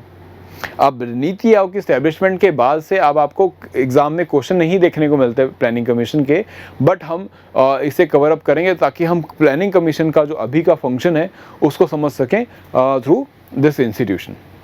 सो सबसे पहली बात रिगार्डिंग प्लानिंग कमीशन का हेड कौन होता है, जिसको एक्स ऑफिशियो चेयरमैन बोलते हैं, दैट इज़ प्राइम मिनिस्टर। ये अभी भी आपका प्लानिंग कमीशन के साथ साथ अभी नीति आयोग में भी सिमिलर सिचुएशन है। देन आपके पास डिप्टी चेयरमैन भी होता है, जिसको सेंट्रल गवर्नमेंट ही अपॉइंट करती है, ताकि क्योंकि प्राइम मिनिस्टर जो है प्लानिंग कमीशन में हमेशा या ऑफिस में बैठकर प्लान नहीं बना सकते पूरा दिन, तो आपके पास एक अलग से एक डेडिकेटेड पर्सन जो है डिप्टी चेयरमैन के फॉर्म में था, जिसका काम ही था सिर्फ प्लानिंग कमीशन का फंक्शन देखना। सो दिस वाज द ऑब्जेक्टिव कि आपको क्या क्या ऑब्जेक्टिव आप ये लेके चल रहे थे उस समय पर। अभी ऑब्जेक्टिव इतने डिस्कस हमें करने की ज़रूरत नहीं है, तो इसका मैं आपको हैंड आउट दूंगा ताकि आप हैंड आउट से प्लानिंग कमीशन के जो फंक्शनिंग थे वो देख सकें। हमारे लिए ज़्यादा इंपॉर्टेंट नीति आयोग है, और कंपैरिजन जरूर हम देखेंगे। जब मैं कंपेयर करूँगा प्लानिंग कमीशन को नीति आयोग से अभी के, तो हमारे पास जो ऑब्जेक्टिव थे प्लानिंग कमीशन के उस समय के वो अपने आप क्लियर हो जाएंगे। तो आगे बढ़ते हैं। तो सबसे पहली बात करते हैं नेशनल डेवलपमेंट काउंसिल की। अब नेशनल डेवलपमेंट काउंसिल का जैसे मैंने आपको बताया कि इसका मेन ऑब्जेक्टिव क्या है, दैट वाज कि कंसल्टेटिव प्लेटफॉर्म देना, एक ऐसा स्थान, एक ऐसी जगह प्रोवाइड करना जहां पर सेंट्रल गवर्नमेंट और स्टेट गवर्नमेंट आपस में एक समन्वय जिसको बोलते हैं हिंदी में, या फिर जिसे कहते हैं कॉपरेशन या कोऑर्डिनेशन बनाकर काम कर सकें कि अगर हमने एक गोल डिसाइड किया है एक नेशन के लिए तो सेंट्रल गवर्नमेंट और स्टेट गवर्नमेंट जो है उस गोल को अचीव करने के लिए सहयोग करें एक दूसरे के साथ। तो ये it was basically a platform to provide a common understanding between the centre and the state and एक कॉपरेशन का एक प्लेटफॉर्म बना। कि अब प्रोसेस क्या है कि प्लानिंग कमीशन अपना प्लान बनाएगा और नेशनल डेवलपमेंट काउंसिल में उसे प्रेजेंट किया जाएगा एंड नेशनल डेवलपमेंट काउंसिल जो है उसे अप्रूव करती है, देन फाइनली वो इम्प्लीमेंट किया जाता है बाय द गवर्नमेंट्स। सो कई बार पहले आपको एग्जाम में क्वेश्चन आता था, हो सकता है शायद आपको आगे भी आ जाए, दैट इज़ रिगार्डिंग इसकी स्टेटस, कि इसे किसी एक्ट के द्वारा नहीं बनाया गया, इस करके हम इसे बोलते हैं कि ये जो है आपकी स्टैट्यूटरी बॉडी नहीं है और कॉन्स्टिट्यूशन में भी इसका जिक्र नहीं है। तो इस करके ना ही ये कॉन्स्टिट्यूशनल बॉडी है ना ही ये आपकी स्टैट्यूटरी बॉडी है, ठीक है। क्योंकि ये कैसे बनी है, ये एक सेंट्रल गवर्नमेंट के एग्जीक्यूटिव रेजोल्यूशन से बनी है। कब बनी? 1952 में बनी, ठीक है। तो that is the important part here. And chairman कौन है अब इसका? प्राइम मिनिस्टर इसके चेयरमैन है। साथ ही इसमें मेंबर्स कौन रहते हैं? यूनियन गवर्नमेंट के सभी मिनिस्टर्स, मोस्ट इंपॉर्टेंट मिनिस्टर जो हैं इसके मेंबर रहते हैं। साथ ही आपके जो स्टेट गवर्नमेंट के चीफ मिनिस्टर्स हैं, यूटी के एडमिनिस्ट्रेटर्स हैं, वो भी इसके जो है मेंबर्स रहते हैं। And purpose we have discuss and इस कमेटी को बनाने का मेन उद्देश्य यही है कि जो प्लानिंग है वो स्टेट गवर्नमेंट के सहयोग से चले। तो डिसेंट्रलाइजेशन का भी एक ऑब्जेक्टिव रहता है कि हम सिर्फ ऊपर से एक प्लान जो है स्टेट गवर्नमेंट पे नहीं थोप रहे हैं, स्टेट गवर्नमेंट भी इन्वॉल्व है इस पूरी प्लानिंग में। बट प्लानिंग कमीशन का हम आगे देखेंगे, क्रिटिसिज्म भी यही किया गया कि ये एक प्लान बना लेते हैं सेंट्रल लेवल पे और स्टेट को ये थोप दिया जाता है कि आप इसे इम्प्लीमेंट करो। तो दैट इज़ अ कंसर्न। तो विल डिस्कस दैट ऑल्सो।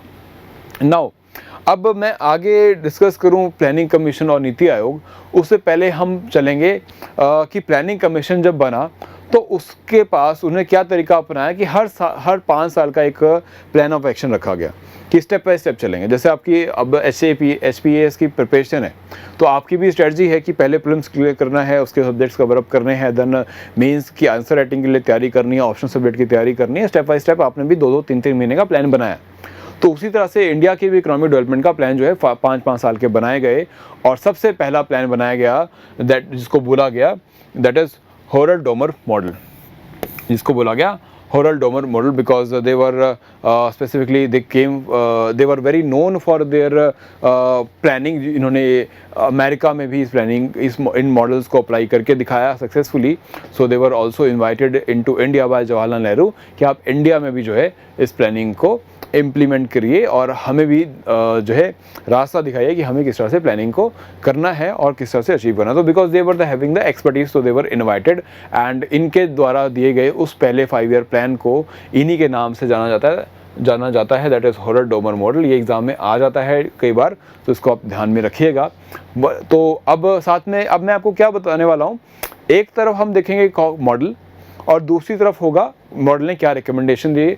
ये टेबल मैंने इसलिए बनाया बिकॉज आपको प्री का एग्जामिनेशन है, आपका ऑब्जेक्टिव क्वेश्चन में ये चीज़ें आ जाती है। तो मैं आपको कुछ इंपॉर्टेंट 5 ईयर प्लान जो है डिस्कस करूंगा, बाकी जो है आपको इसके PPT के PDF से रीड आउट कर लेने हैं, समझ लेने हैं अच्छे से, ठीक है। जो समझाने वाली चीज़ है वो अभी हम डिस्कस करेंगे।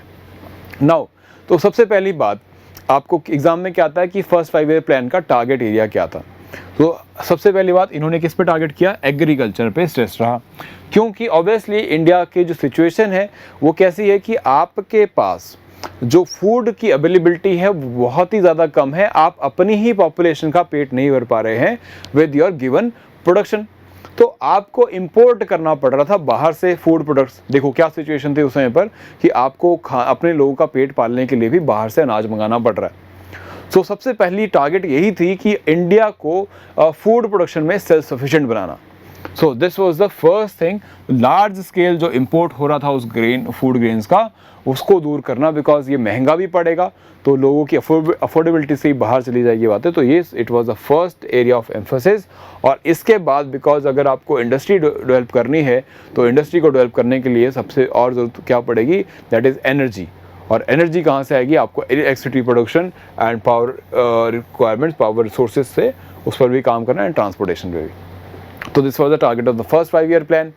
इसके बाद हमारे पास next we come with the next important plan, that was PC Mahalanobis model, जिसको बोला गया PC Mahalanobis was himself a great statistician, and second 5 year plan में ही propose this thing that India should focus, India को स्ट्रेस किस चीज़ पर देना चाहिए, दे सेड कि India should give stress to the heavy industries.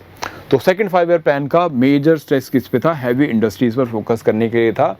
And with that they, और अगर हैवी इंडस्ट्रीज़ में भी किसको फोकस करना है, स्पेसिफिकली आपने फोकस करना है कैपिटल गुड इंडस्ट्रीज़ में, कैपिटल गुड इंडस्ट्रीज़ में and heavy and accordingly heavy industries पर। अब कैपिटल गुड इंडस्ट्री क्या होती है और हैवी इंडस्ट्रीज़ क्या होती है। देखो, कैपिटल गुड इंडस्ट्री में आपके पास चीज़ें आती हैं जैसे कि उन चीज़ों का उत्पादन जो आगे और प्रोडक्शन करते हैं। कैसे, जैसे मशीन बनाना। आप किसी फैक्ट्री में आप जैसे कपड़ा उद्योग या आपका टेक्सटाइल इंडस्ट्री है, वहाँ पर आपको एक मैकेनाइज लूम की ज़रूरत पड़ेगी, जिसको हम बोलते हैं आपको कपड़ा बनाने वाली जो मशीन है उनकी ज़रूरत पड़ेगी। तो ये जो मशीन है ये भी किसी और फैक्ट्री में बनेगी। तो ये जो कपड़ा बनाने वाली मशीन जो इस फैक्ट्री में लगी है, वो जिस इंडस्ट्री में बनकर आई है, जिस फैक्ट्री में बनकर आई है, उस इंडस्ट्री को, उस फैक्ट्री को हम क्या बोलते हैं, कैपिटल गुड इंडस्ट्री। समझे आप?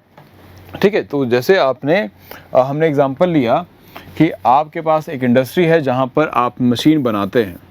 ये एक मशीन है जो कि एक फैक्ट्री में लगी हुई है, एक फैक्ट्री में लगी है ये मशीन। तो ये मशीन जिस फैक्ट्री में बन के आई, जिस फैक्ट्री में ये इस तरह की मशीनें बनाई जा रही हैं, वो उसी को हम बोलते हैं कैपिटल गुड इंडस्ट्री। तो ये क्या है हमारी, ये है कैपिटल गुड इंडस्ट्री। ये टर्म आगे भी आता रहेगा तो इसको क्लियर रखिएगा अपने माइंड में, और एग्जाम में आपको आप भी जाता है प्री में, कैपिटल गुड इंडस्ट्री।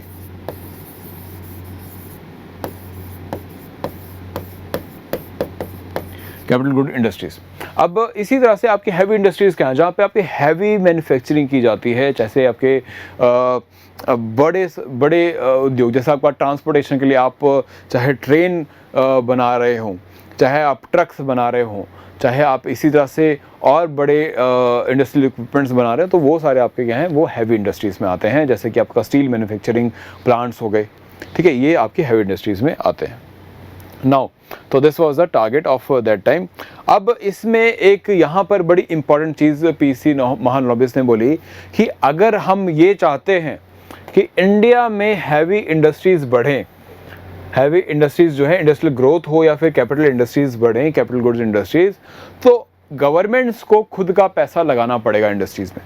क्योंकि जो प्राइवेट सेक्टर है आफ्टर बिकॉज हम किस टाइम की बात करें, we are talking about the second 5 year plan जो 1956 से 61 तक चलेगा। तो इस समय पर जो प्राइवेट सेक्टर है वो खुद में इतना सक्षम नहीं है कि इतने बड़े इंडस्ट्रीज़ को, फैक्ट्रीज़ को लगाने के लिए इन्वेस्टमेंट कर सके। तो गवर्नमेंट को खुद से इन्वेस्ट करना पड़ेगा। और ये इन्वेस्टमेंट कैसे की जाएगी, गवर्नमेंट अपनी खुद की फैक्ट्रीज़ लगाए, क्योंकि इन इंडस्ट्रीज़ को बनाने में भी काफ़ी समय लगता है और यहाँ से प्रॉफिट कमाने में तो और भी समय लगेगा। प्राइवेट सेक्टर इतने समय तक इतनी बड़ी अमाउंट जो है वो नहीं अफोर्ड कर सकता। तो गवर्नमेंट अपना रोल निभाए और गवर्नमेंट खुद से इसमें इन्वॉल्वमेंट करे। सो अब इसी इन्वॉल्वमेंट को हम आगे चल के देखेंगे कि गवर्नमेंट इंडस्ट्री के नाम से माना जाएगा। और क्या है ये गवर्नमेंट इंडस्ट्री, इन्हीं को बोला जाएगा गवर्नमेंट फैक्ट्रीज या फिर पब्लिक सेक्टर अंडरटेकिंग्स। तो यहीं से आपके पास गवर्नमेंट की जो है कंपनीज इस्टेब्लिश होनी शुरू होंगी। और ये स्पेसिफिकली किसमें, ये इसकी जो जिक्र है वो हमें कहाँ देखने को मिलता है, जब गवर्नमेंट अपना एक इंडस्ट्रियल रेजोल्यूशन निकालती है 1956।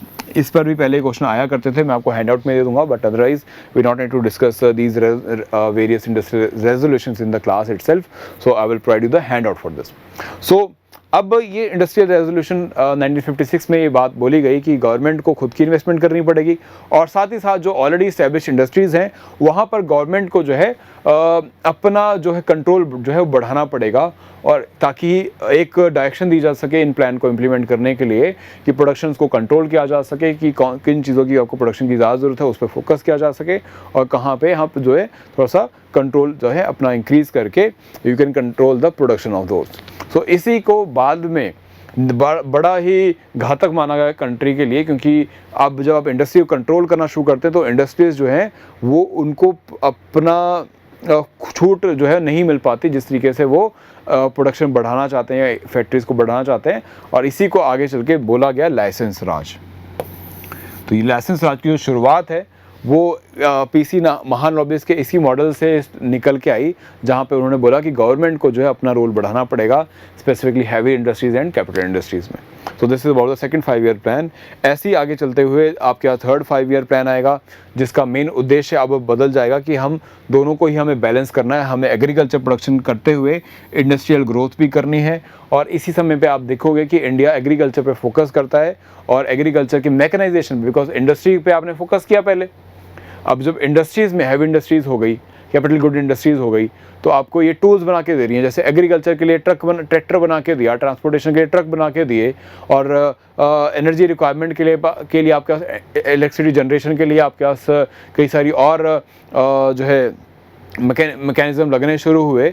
सो अब ये सारी टेक्नोलॉजी और ये सारी एडवांसमेंट आपको एग्रीकल्चर में भी हेल्प करेगी, और यहीं से शुरुआत होगी आपकी एग्रीकल्चर में एक रेवोल्यूशन की, जहाँ पे आप ये सारा जो टूल्स और ये सारे जो आप मशीनरी बना रहे हो, इसको यूज़ करते हुए एग्रीकल्चर की प्रोडक्शन को बढ़ावा दिया जाएगा। तो आप समझ रहे हैं इस बात को कि कैसे प्लानिंग आपकी ओवरऑल ग्रोथ में पार्टिसिपेट कर रही है। आपने प्लान किया कि आपको एग्रीकल्चर अपने जो है कैपिटल गुड इंडस्ट्री को बढ़ावा देना है, और कैपिटल गुड इंडस्ट्री को बढ़ावा देते हुए आपके पास ट्यूबवेल्स, आपके पास ट्रक्स, आपके पास ट्रैक्टर्स, इन सभी चीज़ों को प्रोडक्शन मिली, और यही टूल्स और ये सभी ने आपको हेल्प किया एग्रीकल्चर प्रोडक्शन को बढ़ाने में, जिसको आगे चल के हमने बोला ग्रीन रेवोल्यूशन। क्योंकि प्रोडक्शन इतनी ज़्यादा इंक्रीज़ हुई इस पर्टिकुलर समय पे 65-66 के समय से ये स्टार्ट हुआ और आगे तक चलता चला गया। सो इस प्रोडक्शन को के इंक्रीज़ को एक बम्पर जो फसल जिसे कहते हैं होनी शुरू हुई इंडिया में। कई सारी फसलें एक ही समय पर बम्पर प्रोडक्शन आपको दे रही है, और काफ़ी लंबे समय तक दिया आपको। हम कहते हैं 2 5 ईयर प्लान तक ये चलता रहा। सो इसी का हमने आगे नाम दिया ग्रीन रेवोल्यूशन।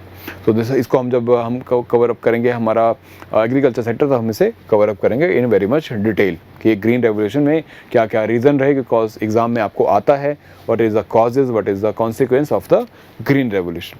तो इसी तरीके से आपको प्री के लिए आपने ये जो 5 ईयर प्लान तैयार करने, बहुत डिटेल में नहीं जाना है, जहाँ हम थोड़ी स्मार्ट स्टडी करेंगे। जैसे आपको मैंने बताया 5 ईयर प्लान के पॉइंटर्स, ये पॉइंटर्स आपको देखने हैं, समझने हैं, और ये पूरे मैंने टेबल की फॉर्म में आपको यहाँ पे प्रोवाइड कर दिया है। सो आप ये एक बार देख लीजिएगा ये टेबल्स, और इनको रिवाइज कर लीजिएगा, तब आपको चीज़ें समझ में आ जाएंगी। मेन हमने टेबल जो है यहाँ पे कवर अप कर लिए हैं। मेन 5 ईयर प्लान्स, यहाँ पर आपके पास 8 5 ईयर प्लान तक भी हैं, और इसके बाद हमने 12 5 ईयर प्लान जो आपका लास्ट प्लान था वो भी हमने कवर अप किया है। आपको एग्ज़ाम में जो है मेनली यही पॉइंटर्स आते हैं। जैसे आपका जो 12th 5 ईयर प्लान था, इससे एग्ज़ाम में क्वेश्चन क्या आया कि इसका टारगेट क्या था। सो इसका टारगेट था कि हम एक इंक्लूसिव ग्रोथ करें, कि सभी को हम साथ लेके चलें।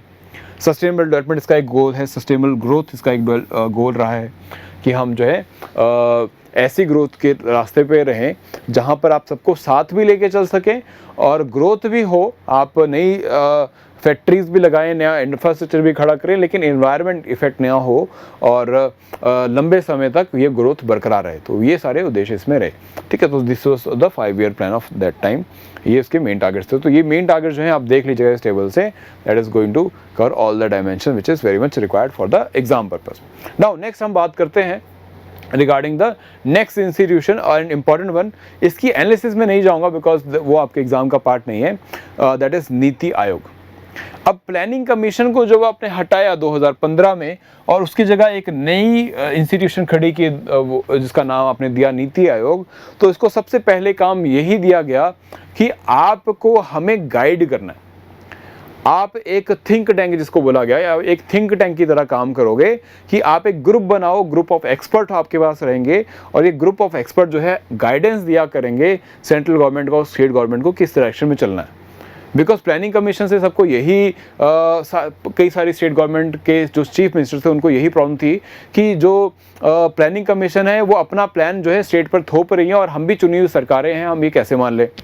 अब 2015 आप ये समझिएगा, 2014 में नरेंद्र मोदी गवर्नमेंट आती है सेंटर में और अगले ही साल जो है प्लानिंग कमीशन को ख़त्म कर दिया जाता है। बिकॉज उससे पहले जो नरेंद्र मोदी जी हैं वो गुजरात के काफ़ी समय तक चीफ मिनिस्टर रहे, तो उन्हें हमेशा से ये डिससेटिस्फेक्शन थी कि प्लानिंग कमीशन स्टेट गवर्नमेंट्स के फंक्शनिंग को इफ़ेक्ट करता है या फिर उनको वो छूट नहीं मिल पाती जिस हिसाब से वो अपनी स्टेट गवर्नमेंट के इंटरवेंशन के द्वारा अपनी स्टेट को आगे बढ़ाना चाहते हैं या फिर डेवलपमेंट करना चाहते हैं। वो छूट उनके पास नहीं आ रही प्लानिंग कमीशन की वजह से। अभी हम कंपैरिजन करेंगे तो आप ये समझेंगे। सो नीति आयोग को उस समय पर एस्टैब्लिश किया गया और इसका स्ट्रक्चर बनाया गया। क्या स्ट्रक्चर था इसका? सबसे पहली बात, अगेन जो चेयरमैन होंगे इसके वो आपके प्राइम मिनिस्टर रहेंगे, वो कंट्री के प्राइम मिनिस्टर रहेंगे और वाइस चेयरमैन की भी यहाँ पे एक पोस्ट क्रिएट की गई। जैसे अभी राजीव कुमार जो है वाइस प्रेसिडेंट है, वाइस चेयरमैन है इसके, और एक सीईओ की पोस्ट भी क्रिएट की गई। एक सीईओ की पोस्ट भी क्रिएट की गई जिसको अभी अमिताभ कांत को ये जगह दी गई और इनको अभी भी एक्सटेंशन मिलता चला जा रहा है। तो अभी भी ये बने हुए हैं आपके चीफ एग्जीक्यूटिव ऑफिसर जो है नीति आयोग के, ये अभी भी बने हुए। सो अब एक तो आपके पास हो गया एक chairman, vice chairman and chief executive officer. इसके में दो और इम्पॉर्टेंट बॉडीज़ भी हैं। एक सबसे पहली इम्पॉर्टेंट बॉडी है वो गवर्निंग काउंसिल। अब जो सबसे बड़ी शिकायत थी स्टेट गवर्नमेंट की आखिर से प्लानिंग कमीशन प्लान बना लेता है और हमें इम्प्लीमेंट करना पड़ता है, उसको सबसे पहले दूर किया गया कि अब प्लानिंग करने के समय, जिस समय पर प्लानिंग की जाएगी उस समय से ही स्टेट गवर्नमेंट्स को इन्वॉल्व किया जाएगा। कैसे? By giving the representation to the chief ministers of those states and the administrators of the union territories. तो जिस टाइम पर प्लानिंग टेबल पे बैठा जाएगा उस समय पर ही स्टेट गवर्नमेंट के जो ये लीडर्स होंगे ये आके बैठेंगे और प्लान आपस में मिलकर ही उस समय पर ही प्लानिंग बनाई जाएगी, ताकि आगे चल के जब स्टेट्स पर ये इम्प्लाई किया जाए तो उनकी पार्टिसिपेशन की वजह से उनको ये प्लान अपना प्लान लगे और इसको अप्लाई करने में उनको किसी तरह की झिझक ना हो, किसी तरह की परेशानी ना हो। So that is regarding the governing council. Next important council or next important body under the NITI Aayog was regional council। Regional council. अब रीजनल काउंसिल का क्या काम है? इसका काम है कि कई बार कई सारी स्टेट्स के भी कोई एक से ज़्यादा स्टेट्स के सेम सी कंसर्न्स होते हैं। अब नेशनल लेवल पे तो गवर्निंग काउंसिल अपना काम कर रही है एक नेशनल प्लान बनाने पे, लेकिन रीजनल लेवल पे जो प्रॉब्लम्स हैं उनका रीजनल इशू का सोल्यूशन जो है रीजनल लेवल पे ही निकले, उसके लिए आपने अलग से कुछ बॉडीज बनाई। जैसे हिली एरियाज़ के लिए, अब हिमाचल हो गया, उत्तराखंड हो गया, कई हिली एरियाज़ हैं, प्रॉब्लम्स भी सेम सी हैं। बॉर्डर एरियाज़ होने की वजह से कई सारी बातें भी सेम हैं, कई सारे कंसर्न्स भी सेम हैं। ऐसे ही नॉर्थ ईस्ट की कई सारी प्रॉब्लम सिमिलर हैं। आपकी जो प्लेन एरियाज़ हैं पंजाब हरियाणा, उनकी भी कई सारी जो प्रॉब्लम्स हैं वो सिमिलर रहते हैं, इशूज़ जो हैं सिमिलर रहते हैं। ठीक है, सो इनके लिए अलग से काउंसिल बनाई गई रीजनल लेवल पर, ताकि ये अपनी स्पेसिफिक प्रॉब्लम्स का सोल्यूशन अपने ही लेवल पर प्रपोज कर सकें and that can be easily sorted out. So वो अपने आप ही ईजिली सॉर्ट आउट कर ली जाए। तो that was the other participation. अब जैसे 5 ईयर प्लान बनाया करता था प्लानिंग कमीशन, उसी तरह से नीति आयोग 5 ईयर प्लान तो नहीं बनाता, लेकिन ये क्या करता है, ये कुछ पर्टिकुलर आपको आइडियाज़ दे देता, एक विजन देने का काम करता है कि आपको इस डायरेक्शन में अगर आप चलेंगे तो इन सारी प्रॉब्लम्स का आप निपटारा कर सकते हैं। तो 3 तरह के इसमें प्लान हमें इंपॉर्टेंट है। दैट इज़ एक्शन प्लान जो 3 साल के लिए बनाया जाता है, then you have strategy plan जो 7 साल के लिए बनाया जाता है, एंड इसी तरह से नीति आयोग ने एक आपके पास विजन डॉक्यूमेंट भी दिया जिसमें आपके पास 15 साल का एक विजन प्लान भी है कि जिसे इम्प्लीमेंट किया जाएगा। अब जैसे अगर मैं एक्शन प्लान की बात करूं तो एक्शन प्लान में सबसे पहली बात आपको गवर्नमेंट को बोला गया कि आपको बाय 2020 जो है अपना फिस्कल जो डेफिसिट है, हम बात करेंगे क्या होता है फिस्कल डेफिसिट। बेसिकली ये वित्तीय घाटा है जिसको कंट्रोल करने के लिए कि गवर्नमेंट अपनी जितनी चादर है उतना ही पैर फैलाए या अपनी चादर को बड़ा कर ले, पैर तो छोटे नहीं किए जा सकते। सो उस पर काम करे कि जितना खर्चा है उसके हिसाब, जितनी कमाई है उसके हिसाब से अपने खर्चे करे, उससे ज़्यादा ना जाए या फिर उससे ज़्यादा जाना पड़े तो कमाई के साधन बढ़ाए जाएं। तो वो टारगेट डिसाइड किया गया। अब 3 साल में बोला गया कि आपका जो ये जो कमाई है, ये जो घाटा है आपका, ये 3% के अंदर अंदर रहे, कि जो कमी पड़ रही है आपको पैसे की अपने खर्चों के लिए वो 3% के अंदर रहे। इसको बोला जाता है फिस्कल डेफिसिट। हम करेंगे डिस्कस जब हम बजट करेंगे तो will discuss about the fiscal deficit क्या होता है, ठीक है। So this will be, we will discuss in our classes. And इसी तरह से इस 3 ईयर के एक्शन प्लान में ये भी बोला गया कि हमें फार्मर की जो इनकम है, उस समय की बात थी, अब तो पैंडेमिक ने बहुत कुछ बदल दिया, लेकिन उस समय बोला गया कि 2022 तक हमारा जो फार्मर है उसकी इनकम जो है अभी जितनी भी है उससे हम डबल कर देंगे, या डबल करने का टारगेट नीति आयोग ने प्रपोज किया। And they set this vision कि इसको कैसे किया जाएगा, इसका भी तरीका बताया गया, ठीक है। वो हम करेंगे जब एग्रीकल्चर सेक्टर करेंगे, हम बात करेंगे इस बारे में भी। सो दिस इज़ हाउ आपके पास अब 3 साल का प्लान आता है, दिन 7 साल का प्लान है आपके वैसे, जिसमें इन्होंने बोला एक स्ट्रेटजी डॉक्यूमेंट आया आपका, इंडिया एट 75, मतलब जब इंडिया को 75 साल हो जाएंगे इंडिपेंडेंस के, तो उस समय पर भी हमें कुछ गोल्स को अचीवमेंट दिखानी है कि 75 साल में हमने ये चीज़ें अचीव की। तो वो गोल्स का भी निर्धारण किया नीति आयोग ने। तो इस तरह से ये डॉक्यूमेंट जो है एक विजन देने का काम करते हैं, बिकॉज ये एक थिंक टैंक है। ये आइडिया प्रपोज करेंगे और प्रॉब्लम्स के सोल्यूशन प्रपोज करेंगे which need to be ultimately provided to the which need to be ultimately implemented by the government, ठीक है। तो स्टेट गवर्नमेंट्स को ये इम्प्लीमेंट करने होते हैं to achieve these ultimate targets. Now इसके बाद हमारे पास जो मेन पार्ट आता है that is regarding functioning. अब नीति आयोग के बारे में सबसे खास बात क्या है कि हम इसमें बोलते हैं कि ये एक कोऑपरेटिव फेडरलिज्म को बढ़ावा देने की बात है। फेडरलिज्म क्या होता है ये पॉलिटी क्लास में आपने समझा होगा। बेसिकली फेडरलिज्म क्या है कि जहाँ पे सेंट्रल गवर्नमेंट और स्टेट गवर्नमेंट में आपसी सहयोग से काम किया जाए, आपसी सहयोग से सेंट्रल गवर्नमेंट और स्टेट गवर्नमेंट काम करें ताकि जो रिज़ल्ट आए वो एक अच्छा रिज़ल्ट हो, जो जिसमें अल्टीमेटली इकोनॉमिक डेवलपमेंट है जो है वो कंट्री की वो हो सके, इकोनॉमिक डेवलपमेंट जो है वो हो सके। इसके लिए आपको कॉपरेशन की ज़रूरत पड़ेगी। तो ये एक कॉपरेशन कैसे होगा, क्योंकि अब आपके पास जो बॉडीज़ बनी हैं, जैसे आपके पास जो गवर्निंग काउंसिल है उसमें चीफ मिनिस्टर भी है, उसमें CM PM भी है, प्राइम मिनिस्टर भी उसके मेंबर्स में हैं, उसमें उस कमेटी में बैठ रहे हैं। सो अल्टीमेटली जो भी डिसीजंस निकल के आएंगी that will lead to the corporation, that will lead to the cooperation between these between the states also and between the center and state also. अब इसी के साथ अगर मैं इसमें आगे एक चीज़ ऐड करूं तो एक और टर्म निकल के आती है that is competitive federalism, that is competitive federalism. Competitive federalism क्या है कि आपस में स्टेट्स का भी कंपटीशन करवा दो। जैसे अब आप देखो स्वच्छ भारत अभियान के अंतर्गत आपके पास स्टेट लेवल पर आपके पास रैंकिंग आती है, स्वच्छ भारत अभियान की रैंकिंग्स आती है। स्टेट गवर्नमेंट आपस में फिर कम्पीट करते हैं कि वो अपने आप को ज़्यादा स्वच्छ जो है वो प्रेजेंट कर सकें, कि ओपन डेफिकेशन ख़त्म कर सकें, खुले में जो शौच की प्रथा है जो होती रही है इतने समय से, उसको दूर किया जाए तो आपका रैंक सुधर जाएगा। और हर एक स्टेट गवर्नमेंट पॉलिसी बनाती है कि कैसे वो खुले में शौच के जो भी कारण है उसको अपनी स्टेट में ख़त्म कर सके और अपना रैंक जो है वो बढ़ा सके। दोस्तों क्या हो रहा है, दो स्टेट में कंपटीशन हो रहा है कि कौन इस रैंकिंग में अपने आप को ग्रो करेगा। तो ये किसका आइडिया है, ये नीति आयोग का आइडिया है जिसके थ्रू ये प्रमोट किया जाता है। ऐसे ही आपको जो पॉलिसी प्लानिंग है उसमें आपको सहयोग मिलेगा, बिकॉज यहाँ पे एक्सपर्ट बैठेंगे। तो एक्सपर्ट जो प्लानिंग आपको करके देंगे they will be having a good idea of the economic situation and the future of the economic development and all, so they will give you a better idea. So this is going to be very effectful. और साथ ही नीति आयोग एक और काम जो करता है वो monitor भी करता है कि जो पॉलिसीज़ बनाई जा रही हैं, जो विजन डॉक्यूमेंट दिया जा रहा है, जो अलग अलग स्टेट गवर्नमेंट और सेंट्रल गवर्नमेंट इंप्लीमेंट कर रही है इन पॉलिसीज़ को, कितना इफेक्टिवली कर रही है। That is regarding the monitoring and the evaluation of the policies and the programmes of the government. कि अगर आपने आत्मनिर्भर भारत अभियान चलाया तो उस अभियान का से क्या हम इंडस्ट्री की जो प्रोडक्शन है, डोमेस्टिक प्रोडक्शन, उसे इंक्रीज़ कर पाए, क्या इससे एम्प्लॉयमेंट बढ़ी। और अगर आपने जब ये प्रपोज़ किया कि इंडिया को, जैसे आप लास्ट ईयर पेंडेमिक था, आपने आत्मनिर्भर भारत अभियान के अंतर्गत इंडस्ट्रीज़ को इंसेंटिव दिया कि अगर वो प्रोडक्शन बढ़ाते हैं या लोगों को नौकरी देते हैं तो उनको कई सारे बेनिफिट मिलेंगे। साथ में आपने कई सारे रिफॉर्म भी कर दिए, आपदा में अवसर तलाशते हुए आपने कई सारे रिफॉर्म किए, जैसे कि आपने एग्रीकल्चर मार्केट में रिफॉर्म किया, जिसका अभी काफ़ी विरोध हो रहा है।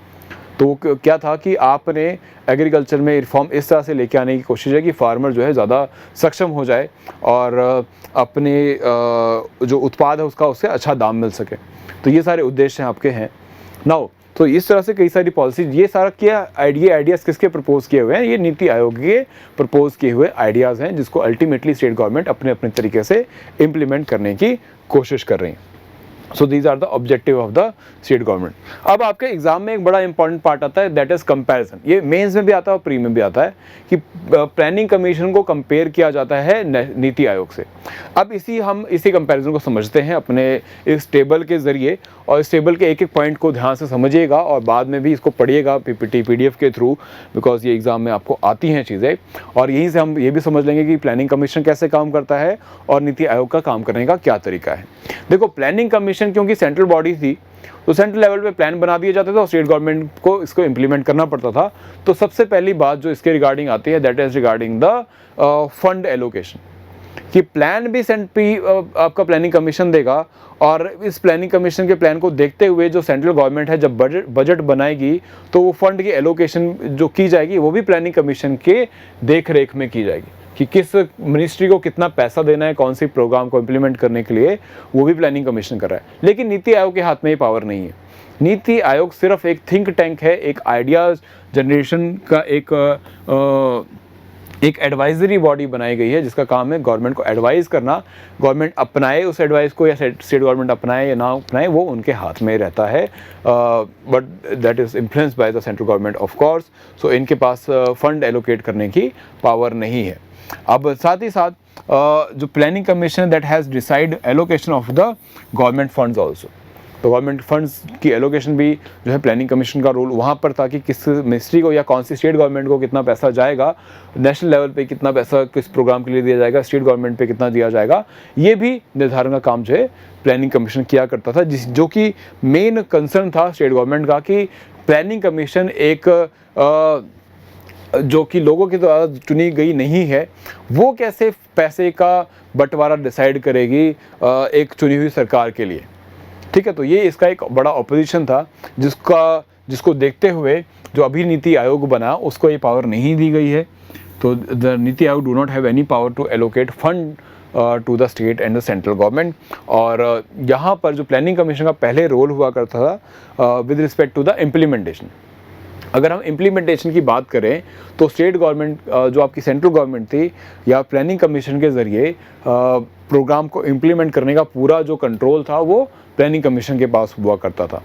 ठीक है, जैसे आपका नरेगा स्कीम है, MG नरेगा, कि अगर उसमें कितनी फ़ंड एलोकेशन करनी है या कहाँ पे किस तरह के काम करने या वो काम क्या होंगे, यहाँ तक जो है प्लानिंग कमीशन का इंटरफेरेंस रहता था कि स्टेट गवर्नमेंट अगर जो आपकी MG नरेगा स्कीम है उसे इम्प्लीमेंट कर भी दे तो उसको इम्प्लीमेंट करने के पीछे में उसके अंदर जो आगे प्रोसेस इन्वॉल्व है कि अगर किसी गांव में आपने कुछ डेवलपमेंट करना है तो क्या क्या चीज़ें डेवलप की जाएंगी, ये भी प्लानिंग कमीशन उस टाइम पे बताया करता था। तो अब ऐसा नहीं है। अब जो आपका नीति आयोग है, it do not have any power to impose such policies. इस तरह की पॉलिसीज इम्पोज करने का जो पावर है वो नीति आयोग के पास नहीं है, because again it is a advisory body. So that is the thing. अब नेशनल प्लानिंग में स्टेट गवर्नमेंट का पहले रोल काफ़ी नहीं हुआ करता था, बिकॉज प्लानिंग कमीशन में उनकी पार्टिसिपेशन नहीं थी, क्योंकि प्लानिंग कमीशन के जो मेंबर है वो सेंट्रल गवर्नमेंट अपॉइंट किया करती थी। आपके पास नेशनल डेवलपमेंट काउंसिल ज़रूर थी जो कि इन प्लान्स को अल्टीमेटली अप्रूव करती थी, बट द थिंग इज़ उसमें भी जब प्लान बन ही गया है तो सिर्फ डिस्कशन होगी। ठीक है, तो उनका स्टेट गवर्नमेंट का बहुत ज़्यादा पार्टिसिपेशन नहीं था, बट नीति आयोग में है, बिकॉज गवर्निंग काउंसिल में ही स्टेट गवर्नमेंट का पार्टिसिपेशन हो रहा है through their CMs and administrators. So इस करके यहाँ पर हम देखते हैं कि स्टेट गवर्नमेंट का जो है एक सिग्निफिकेंट रोल है इन द प्लानिंग पार्ट। तो ये था टेबल का फॉर्म। नेक्स्ट इसी में हम देखेंगे फर्दर रिगार्डिंग द, जैसे मैंने आपको ऑलरेडी बता दिया है, नेशनल डेवलपमेंट काउंसिल का क्या रोल है कि जो कमीशन है आपका वो रिपोर्ट करता है किसको, नेशनल डेवलपमेंट काउंसिल को, एनडीसी को। एनडीसी अभी भी है बट गवर्निंग बॉडीज़ जो है, जो गवर्निंग काउंसिल है वो ज़्यादा इंपॉर्टेंट रोल निभा रही है, तो एनडीसी तक बात नहीं पहुंचती है या फिर वहाँ पर रिपोर्टिंग का सिस्टम अब नहीं है। So these are all the points which need to be discussed and accordingly बाकी के जो स्पेसिफिक पॉइंट्स है एक बार आप देख लीजिएगा। मैं ऑलरेडी डिस्कस कर चुका हूँ, जैसे कि policy was framed by the commission, but यहाँ पर जो है कंसल्ट किया जाता है स्टेट से for the formation of policy itself. ठीक है, तो that is the thing. So these are the thing which you can read through these PPT PDFs. Now अब these are the topics which we wanted to discuss in detail today. अब जो हमारा next lecture होगा, plan of action तैयार है, planning आपकी bodies तैयार हैं जो इस प्लान को बना रही हैं और इम्प्लीमेंट कर रही है। नेक्स्ट लेक्चर में हम डिस्कस करेंगे कि ये जो सारी प्लानिंग की गई, इससे हमने क्या पाया और उसे कैसे आगे हमने इम्प्रूव किया, उसको हमने आगे कैसे इम्प्रूव किया। तो ये हमारा होगा नेक्स्ट लेक्चर, जिसमें हम डिस्कस करेंगे that is regarding the economic planning in India. And इसी में हमारे पास आगे फिर डिस्कस होगा दैट इज़ इकोनॉमिक रिफॉर्म्स, कि जब आपने ये इकोनॉमिक प्लानिंग कर ली तो इन इकोनॉमिक प्लानिंग की वजह से आपको क्या अच्छे रिज़ल्ट मिले और क्या बुरे रिज़ल्ट मिले जिससे ऊपर काम करने की ज़रूरत थी और उस पर कैसे काम किया गया, उन कमियों को दूर करने के लिए आपने क्या रिफॉर्म्स लेके आए। इन रिफॉर्म्स की हम बात करेंगे अपने नेक्स्ट लेक्चर में। तो that is our lecture number 4, जिसमें हम इसके कवर अप करेंगे। तो this is all for today. Will meet you in the next lecture. Thank you so much.